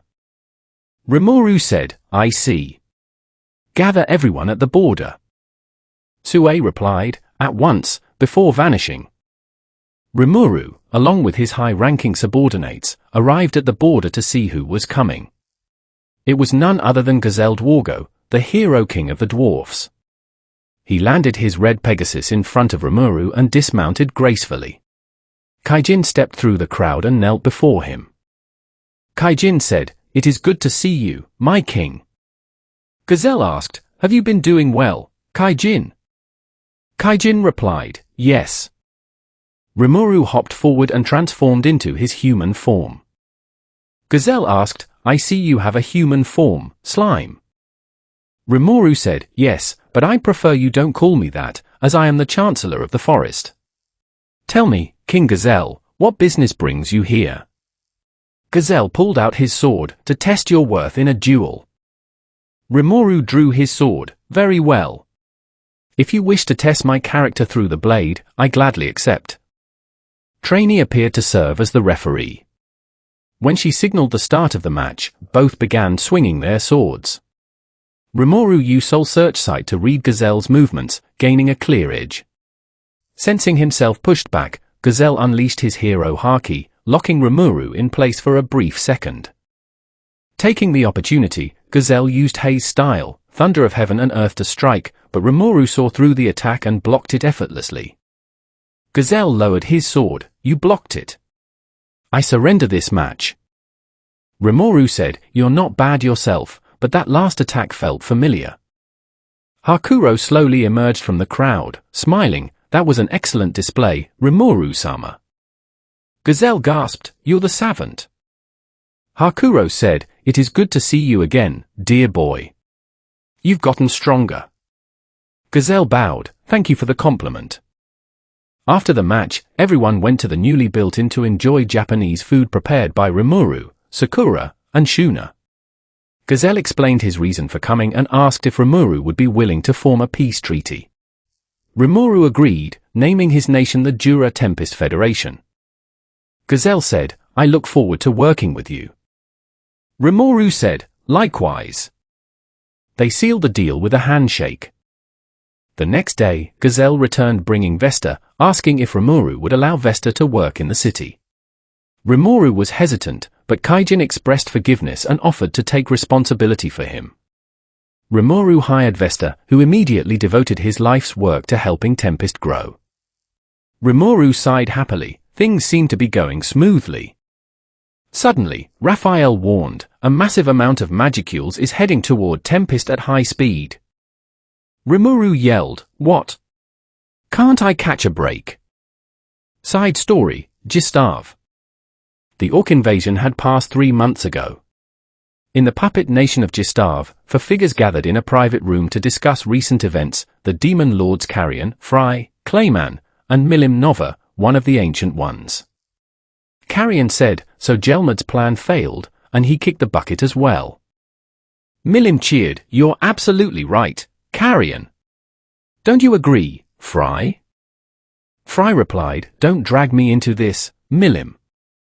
I was never on board with this plan of yours to begin with." Milim pouted, "Boo, you're no fun, Fry." Clayman interrupted, "In any case, since we are all here, let me show you what I've learned." He snapped his fingers, and 4 crystal balls appeared, projecting what had happened on the battlefield. They watched as various monsters united to defeat the Orc Lord, but Milim's attention locked entirely onto a figure with silver blue hair and stars in their eyes. Milim gasped, "Interesting. Very interesting." Fry asked, "Milim?" Milim declared, "I decided I'm going to go say hi to this Majin right away." The other 3 shouted in unison, "What?" Carrion argued, "Milim, we made a treaty with the Great Forest of Jura." Fry agreed, "He's right, Milim, for once." Carrion protested, "Hey!" Fry continued, "If we invade, the others will demand an explanation." Milim shrugged, "My uncle is gone now, and there are 4 of us, so let's just void the treaty right now." The 3 muttered, "She stubbornly wants to go there, huh?" Clayman sighed, "Guess we might as well get this over with." He pulled out a piece of paper, and they all signed it, officially ending the treaty. Milim smiled, "Right. I'm on my way to the forest. Oh, and I don't want any of you interfering with each other, okay?" The 3 replied, "We promise." Milim cheered, "Great. I'll be going now," and zoomed off at incredible speed. Milim thought, he may look like a normal human, but I know he's a dragon. I can't wait to meet him. This is going to be so much fun. With that, Milim headed straight toward Tempest. Chapter 22, Milim Nova. Rimuru felt a massive aura hurtling toward him and quickly stepped outside the city. Moments later, a massive impact shook the ground a short distance from his slime body. A voice called out, "Woo-ha-ha-ha! Nice to meet you. I'm the Demon Lord Milim Nova." Rimuru thought, "Milim Nova." Milim grinned, "You seem to be the strongest one here, so I came to say hello, little slime, or should I say, dragon." Rimuru thought, "What? How does she know?" Milim explained, "If you're curious as to how I know your identity, it's my draconic Milim eye. It allows me to see right through anything you try to hide." Rimuru thought, "If that's true, does she know I have Veldora inside me?" Raphael reported, "Do not worry, Master. I am able to block her from seeing into the imaginary space." Rimuru thought, "That's a relief." Rimuru spoke up, "Well, it's nice to meet you, Demon Lord Milim. I'm Rimuru Tempest, the ruler here. I'm sure I don't need to tell you I'm not just some ordinary little slime." Milim replied, "Nope. That said, why are you in this form? Don't you have a human form?" Rimuru shifted into his human form. Rimuru asked, "You mean this?" Milim's eyes sparkled. Ooh. So this is your human form. Neat. Rimuru asked, so, what brings you here? Are you here to avenge Gelmud or something? Milim answered, I told you, I just came to say hello. An awkward silence hung in the air for a moment. Rimuru thought, that's it.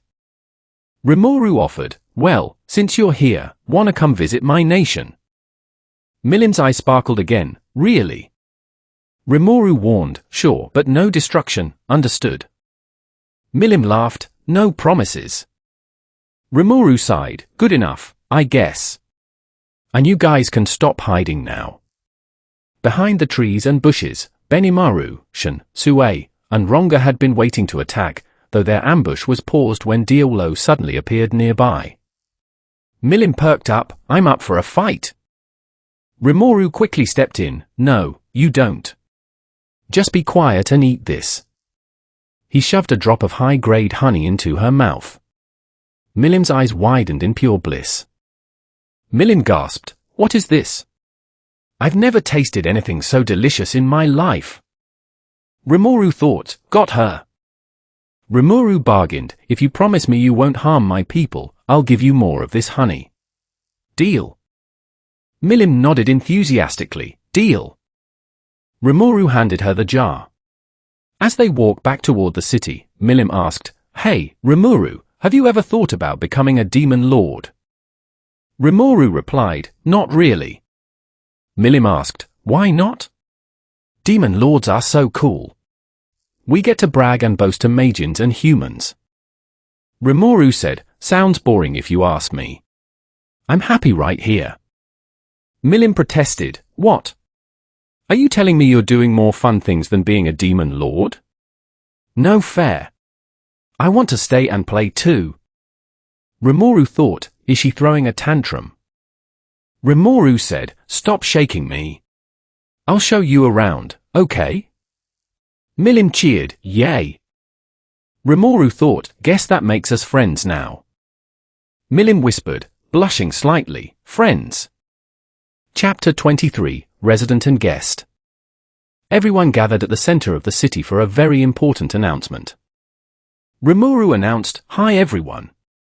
I gathered you all here to introduce our new guest. Milim waved, hi everyone. I'm Milim Nova, your ruler's bestie for the rest time. Rimuru thought, what? The crowd cheered wildly. Gobta shouted, you're the greatest, Rimuru-sama. Rigid muttered, to think our ruler befriended the destroyer. Tempest might actually exist in peace now. Rimuru whispered to Milim, hey, Milim, this whole bestial thing is a bit. Milim's eyes welled up with slow tears, HM? Do you not want us to be besties? Rimuru panicked, no, no, no. I mean, why didn't you tell me sooner? We're friends, aren't we? Milim beamed, oh, good point. Sorry, bestie. Rimuru thought, managed to dodge that bullet. But I have to admit, she's adorable when she acts like a child, even if she is a terrifying demon lord. Afterward, Milim, Rimuru, and the executives headed to the hot springs to relax. While the female staff tried to keep Milim from causing chaos in the pool, the men held a quick meeting on how to handle her. They unanimously voted that Rimuru would be directly responsible for all of Milim's actions and that she would stay at his newly built Japanese-style house. Rimuru crossed his fingers, hoping she wouldn't level his new home. The next day, Rimuru visited the sealed cave to check on Vesta's work, while Milim happily enjoyed breakfast prepared by Shuna and Sakura. Rimuru smiled, well done, Vesta.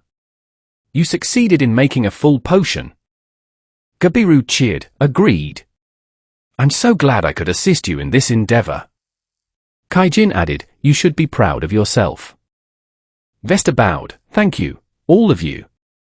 Rimuru planned to sell the potion after letting King Gazelle know of their progress. As he and Kaijin walked out of the cave, a loud explosion echoed in the distance. Rimuru thought, was that an explosion? He quickly flew back to the city, finding a massive crowd gathered at the center. Pushing through, he spotted Milim standing triumphantly in front of an unconscious beastman. Sue appeared beside him and explained the situation. The beastman had attacked Rigurd, and Milim had stepped in to stop him. Milim waved. "Oh, hey bestie. This meanie was causing trouble, so I went ahead and taught him a lesson with my fist." Rimuru replied, "I can see that." Rimuru thought, "Guess she wants me to praise her?" Well, she did save Rigurd. Rimuru placed his hand on Milim's head and slowly patted her, causing her antenna to wiggle happily. Rimuru thought, "Guess that means she's pleased." Rimuru ordered, "Benimaru, bring this beastman to my office, would you?" Benimaru replied, "Hi, Rimuru-sama." In his office, Rimuru learned that the beastman was named Phobio, one of Demon Lord Carrion's beast key tiers, and that he had been sent to force Tempest into submission. Rimuru promptly rejected the demand and told Phobio to deliver a message to Carrion. If he wanted to talk, he should pick a time and come in person. With Phobio gone, Rimuru turned to Milim to fish for information about the other demon lords. When she initially refused, Rimuru bribed her with a new toy, and she immediately spilled the beans. Rimuru thought, a demon lord on the outside, but a child on the inside. Rimuru muttered, "Carrion, Fry, and Clayman, who? I'll remember those names." Chapter 24 of The Deal. While Western nations caught wind of the Orc invasion's defeat, none knew who was truly responsible, prompting them to send small groups of adventurers into the forest to investigate. A group dispatched by the Kingdom of Falmouth, led by Yume, marched deeper into the woods. Rumbling echoed from a distance. Guido yelled, "Oh, this is so bad." Ellen screamed, "Run away." Cavil tried to command, "I'll give the orders around here." Fuse shouted in frustration, "How the hell are you three still alive when you're so careless?" Rummel called out, "Yume." Yume warned, "Some adventurers encountered a monster, and it's heading this way." Cathil gasped, "Say what?" Just then, Cavil's party burst through the trees with Fuse close behind, chased by a giant night spider charging straight toward Yume's group. Both parties prepared to fight, but Gobta and the riders arrived just in time, slaying the beast within minutes. They tied up the spider and escorted the travelers back to the city. Citizens immediately began preparing the monster for a feast, and a long line formed, with Milim right near the front. Meanwhile, Fuse and Yume were escorted to Rimuru's office. Rimuru greeted them in his slime form. "Hello. I'm Rimuru Tempest, the leader of this nation of monsters." Fuse stared. "Wait, you're a slime." Cavil looked around. "By the way, who are these new faces?" Rimuru introduced them. "Right, that's Diawolo, Sakura, Benimaru, Shuna, Shun, and Sue." At that moment, Milim strolled in and sat down neatly in a chair like a well-behaved child. Rimuru added, "And that's Milim." Fuse's eyes locked nervously on the pink-haired girl. Rimuru continued, "Back to business. You mentioned that both Bloomond and Falmouth came to investigate our city." Before Fuse could answer, Yume stepped forward. "Whoa, hold on. Why is a slime acting like the boss? It's crazy. Why do you guys listen to it?" Shun drew her weapon. "You dare insult our master?" Yume sneered. "Yeah, so what, ogre chick?" Before he could blink, Shun smacked him across the head with her weapon. Rimuru scolded her gently, and Sakura stepped forward to heal him. Rimuru apologized. "I'm sorry for her actions. She isn't the most patient person." Shun protested. "What?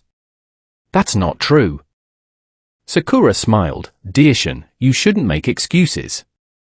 Shuna agreed. "My mother is right, Shun."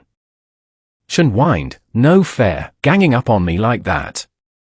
Rimuru redirected. "Anyway, let's continue, shall we?" Rimuru explained his vision to Fuse and Yume, building a place where humans and monsters could coexist. He also explained how the Orc Lord had been defeated and how Tempest was now recognized as an official nation thanks to Dworgen support. Fuse gasped. "Wait!" Dworgen acknowledged this place as a legitimate nation. Vesta walked in and confirmed Rimuru's words. Rimuru then proposed a plan to Yume, become a registered champion so the public would view Tempest citizens as allies rather than hostile monsters. Though Yume wanted to refuse at first, a piercing glare from Shen quickly changed his mind. He and his men began rigorous training under Hakuro.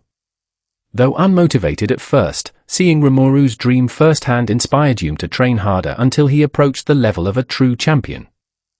Chapter 25, Charybdis and the Pact. Several peaceful days passed in Tempest while Yume continued his training under Hakuro's brutal tutelage. Milim went hunting with Caval's trio to gather ingredients for a grand feast. A few hours later, Milim and the trio returned, but Rimuru was suddenly interrupted by a heavy wave of murderous intent rolling through the forest. A dryad resembling Trainee materialized before them. Rimuru thought, Trainee? No, someone else. The dryad spoke, Hello there. I am Trier, Trainee's younger sister, and I have come to deliver a warning. Rimuru asked, What happened? Trier answered, An emergency has arisen. Calamity approaches us all. Charybdis has been revived. Rimuru thought, Charybdis? I don't like the sound of that, and neither do the others. They rushed to the meeting hall, where Trier explained the situation. Charybdis was an ancient calamity, a child of Veldora born from stray magicules released in the past. It was mindless, bloodthirsty, and accompanied by a swarm of megalodons. Rimuru thought, It's coming here because it senses Veldora inside my imaginary space. This is bad. Rimuru ordered, Then we shouldn't waste any time. Evacuate the citizens quickly, and I want all executives to form a defensive line ASAP. Send a message to Dworgen for reinforcements, is that clear? Everyone answered, Hi. Milim pouted, Why go through all the trouble when you can just let me destroy it? Rimuru refused, Because I want my people to get stronger, and fighting Charybdis will give them valuable combat experience. So don't get involved, got it? Milim crossed her arms and pouted. All of Tempest's military personnel, alongside the Pegasus Knights from Dworgen, gathered on the hillside as Charybdis approached. Their first objective was clearing out the megalodons. One by one, Rimuru's executives swiftly dispatched the beasts, leaving only Charybdis. Rimuru decided to step in himself, knowing his executives and the knights weren't strong enough to beat it alone.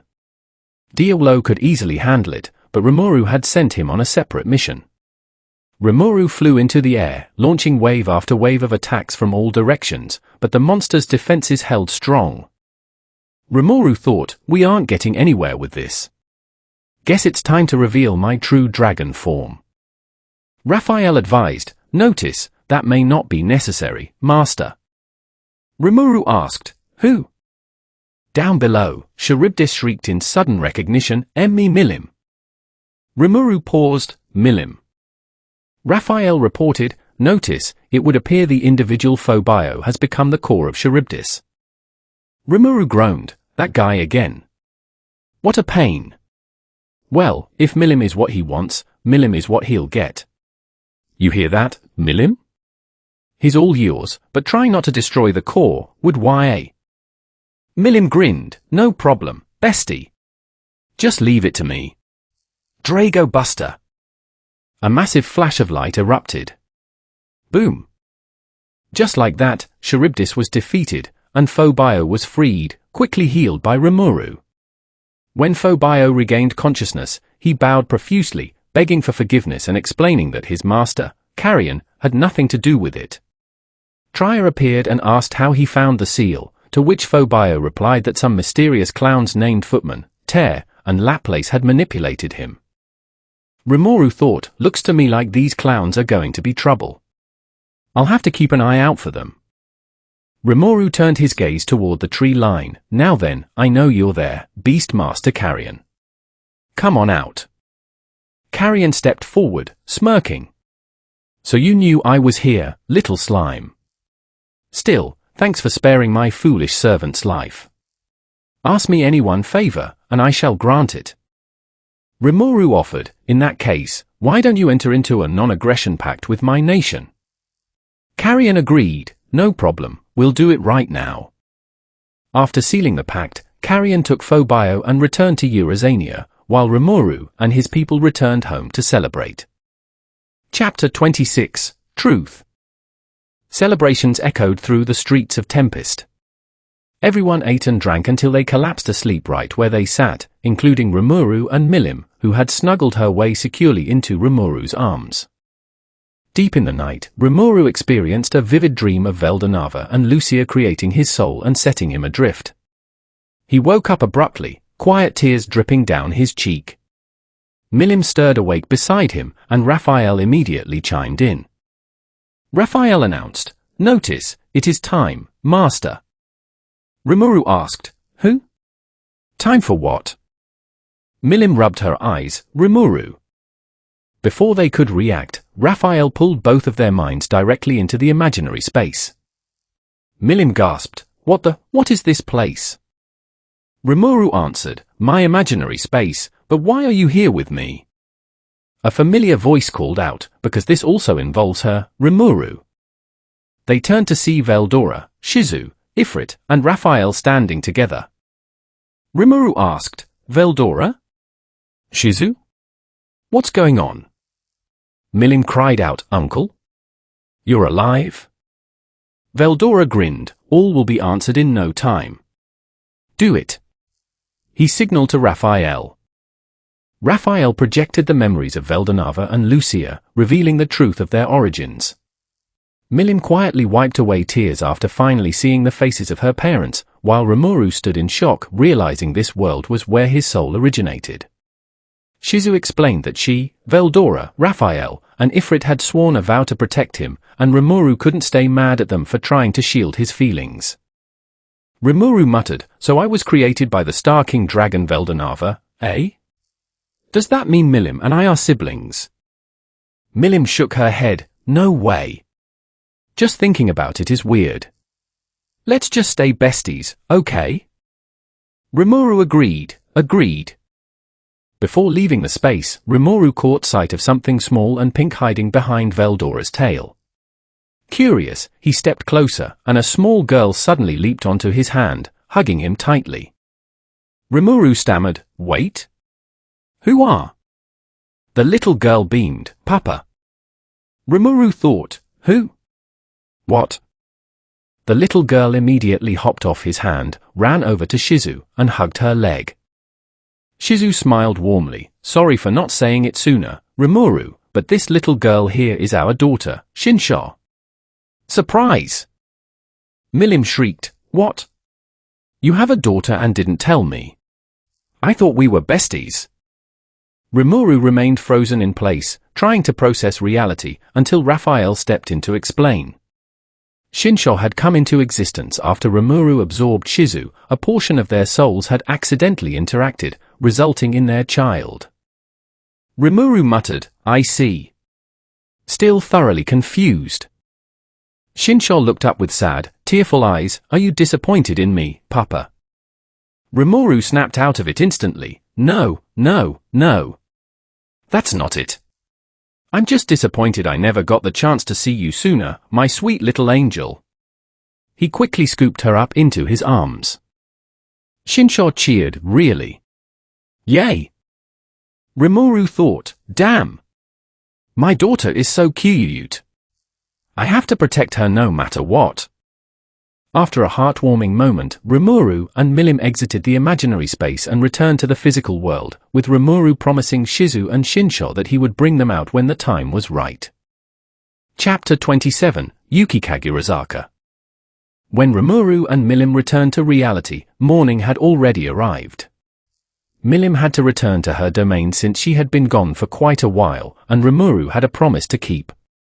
He gathered his executives and called Diawolo back from his mission to announce his upcoming trip to the Kingdom of Ingracia to save Shizu students. Though some were reluctant to see him go, they respected his decision and gathered at the gates to bid him a safe journey. 3 days later, arriving at the capital, Rimuru whispered, "We finally made it, Ronga. Thanks for the ride, but hop into my shadow now, okay?" Ronga replied, "Yes, Rimuru-sama." Entering the Free Union Guild, staff members escorted Rimuru straight to the guildmaster's office. When Guildmaster Yuki saw Rimuru's familiar mask, he instinctively unleashed a powerful aura, but Rimuru easily deflected it. Rimuru said, "Listen. I'm not a bad slime, slurp." Yuki blinked. "What?" "That line, who are you?" Rimuru smiled. "Yep. We need to talk." They sat down and began reminiscing about Japan. Yuki acted friendly, but Rimuru's instincts flared up. Rimuru thought, "Why do I get the feeling this guy is bad news?" Raphael confirmed, individual Yuki Kagurazaka is faking his expressions. Rimuru thought, "Figures, but let's play along for now." Raphael answered, "Affirmative." The conversation shifted to Rimuru's goal, teaching Shizu's former students at the academy. Yuki agreed and arranged for him to join the faculty. As they walked toward the classroom, Yuki warned that the 5 children were summoners whose unstable magicules gave them only a few months left to live. Rimuru thought, how dare these kingdoms summon children to this world and cast them aside when they're done? I'll make sure they never do that again. When they reached the classroom, Rimuru opened the door and was instantly greeted by a fireball flying straight toward his face. He dodged it effortlessly. Rimuru yelled, "What in the world?" A boy cheered, "Wow, Kenya, that was awesome." Another chimed in, "Ryota's right. Was that your finishing move? Cool." A third argued, "Come on, Gale, it's not that cool." The teacher still dodged it. Kenya shouted, "Shut up, Alice. I'll get him next time." Rimuru thought, what the hell? Why are these kids acting like total hooligans? A girl whispered, "Hey, don't you guys think the new teacher looks like Shizu-sensei?" Alice replied, "Yeah." "You think so?" Kenya scoffed, "No way that's true, Chloe." Chloe muttered, "Maybe." Ryota added, "That said, the resemblance is definitely there." Gale concluded, "Why don't we just wait and see, guys?" Rimuru thought, "So these are Shizu's students, huh?" Kenya Misaki, age 10. Ryota Sekiguchi, age 10. Gail Gibson, age 11. Alice Rondo, age 9. Chloe Aubert, age 10. Suddenly, a tense pressure hit Rimuru the moment his eyes landed on Chloe. Rimuru thought, what was that? It felt like I should know her. Chloe asked, "Something the matter, sensei?" Rimuru shook his head, "Huh? No, everything is fine. Anyway, let's start class now." Chapter 28, Students and Joelmile. On the first official day of school, Rimuru announced, "Okay, let's take roll, shall we?" When none of the children paid attention, Rimuru summoned Ronga into the room. That immediately caught their focus. Kenya stammered, "No fair. Bringing that monster out to threaten us?" Ronga stepped forward and licked Kenya on the cheek. "My name is Ronga. Don't you forget that, child." Rimuru smiled, "Anyways, I'm Rimuru Tempest, your new teacher. I hope we can all get along." Silence filled the room. Rimuru blinked, "Oh my, so quiet." Ronga let out a low growl. The kids shouted together, "Hi, sensei." Rimuru thought, they don't trust me yet. Well, I can't blame them considering what they've been through. Rimuru clapped his hands, "Right. Let's begin with a little game, shall we?" Alice asked, "A game?" Rimuru explained, "Yep. Let's all go outside." He challenged them to a one-on-one mock battle, promising a manga reward to anyone who could land a single hit on him within 10 minutes. Motivated by the prize, they charged in one by one. Though none of them managed to scratch him, the energetic sparring bridged the gap and brought Rimuru and the kids much closer together. Rimuru smiled, "You guys did great today. As a reward, I'm taking you all out on a picnic, okay?" The kids cheered, "Yay." Rimuru muttered aside, "Raphael, you scan their fights, any idea on how we can save them?" Raphael answered, "Having superior spirits inhabit their bodies can help control their surplus energy and save their lives. Rimuru thought, right. We can look for them later. I've got a picnic to prepare. He brought the children just beyond the kingdom's walls, but midway through their outing, a massive sky dragon appeared and attacked the city. Rimuru flew off to intercept it, casually defeating the beast in moments. A passing merchant named Jolmile witnessed the display, tracked Rimuru down, and invited him and his students to dinner, quickly striking up a business partnership. Rimuru thought, I like this man. Perhaps one day I'll hire him to head my finance and public relations departments. Jolmile smiled, I look forward to receiving your merchandise, Rimuru-sama. Rimuru replied, likewise. As they prepared to leave, one of Jolmile's assistants prayed over the children and whispered about the dwelling of spirits. After leaving a generous tip, Rimuru finalized his plans to take the kids there the very next day. Rimuru thought, it won't be long now. Hope everything goes according to plan. The next day, they traveled far north, discovering a giant gate hidden beneath a colossal tree. As they stepped through, a booming child's voice echoed across the realm. A voice bellowed, ah ha ha ha. You dare enter my home? Then prepare for the worst. Rimuru groaned, oh, great. What now? Chapter 29, Ramiris and her guest. As the booming voice faded, they were suddenly teleported to a strange arena where a giant mechanical golem awaited them. The voice rang out again, since you had the nerve to enter my home, you shall be crushed by the might of my elemental colossus. Rimuru sighed, seriously? Guess I'll get this over with fast. Using Soul Search Sight to dodge the golem's clumsy strikes, Rimuru bound it with steel thread and finished it off cleanly with Hell Flare.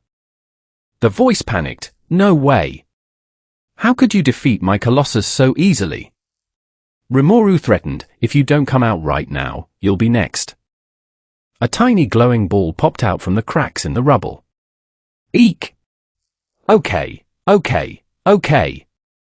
Ramiris at your service, just please don't burn me. Rimuru thought, it's a fairy? The fairy, Ramiris, claimed to be one of the 10 great demon lords. Though Rimuru was skeptical, he didn't care, he had a job to do. He asked Ramiris if she could help his students by guiding superior spirits to inhabit their bodies. Ramiris eagerly agreed and led them deeper into the dwelling of spirits to begin the ritual. Ramiris instructed, all right, children, just stand in the center and pray. The spirits will answer your call. Rimuru added, one at a time, and I'll make sure things go smoothly. Gale went first, successfully summoning an earth spirit. Rimuru helped bond the spirit using gluttony, degenerate, an Esperion, Lord of Souls. Ryota followed, summoning a water and wind spirit, while Ala summoned a space spirit. Finally, when Kenya stepped up, he summoned a superior light spirit, meaning he held the potential to become a true hero. Rimuru thought, seriously? Kenya? A hero? Rimuru smiled, well done, Kenya. You hit the jackpot. Kenya puffed out his chest, well, yeah. 'Cause I'm awesome. At last, it was Chloe's turn. Chloe whispered, Sensei? Can I tell you something? Rimuru asked, what's the matter? Chloe confessed, well, I love you, Sensei. Rimuru chuckled, well, I love you too, Chloe. Rimuru thought, that was a bit sudden. As she began to pray, a bizarre phenomenon swept across the room, and a powerful, radiant spirit materialized. Ramiris gasped, what in the world? Rimuru blinked, who? The spirit darted straight toward Rimuru, gently kissed him on the lips, and then zipped over to Chloe. Ramiris tried to intercept it but failed as it merged seamlessly with Chloe's body. Rimuru quickly scanned Chloe, confirming she was entirely safe. Relieved, they prepared to head back to the academy, until Raphael suddenly triggered an alert. Raphael warned, warning, large amount of magicules detected heading this way. The surrounding spirits instantly vanished into hiding. From above, a figure with bird-like wings descended gracefully. Rimuru thought, is that an angel?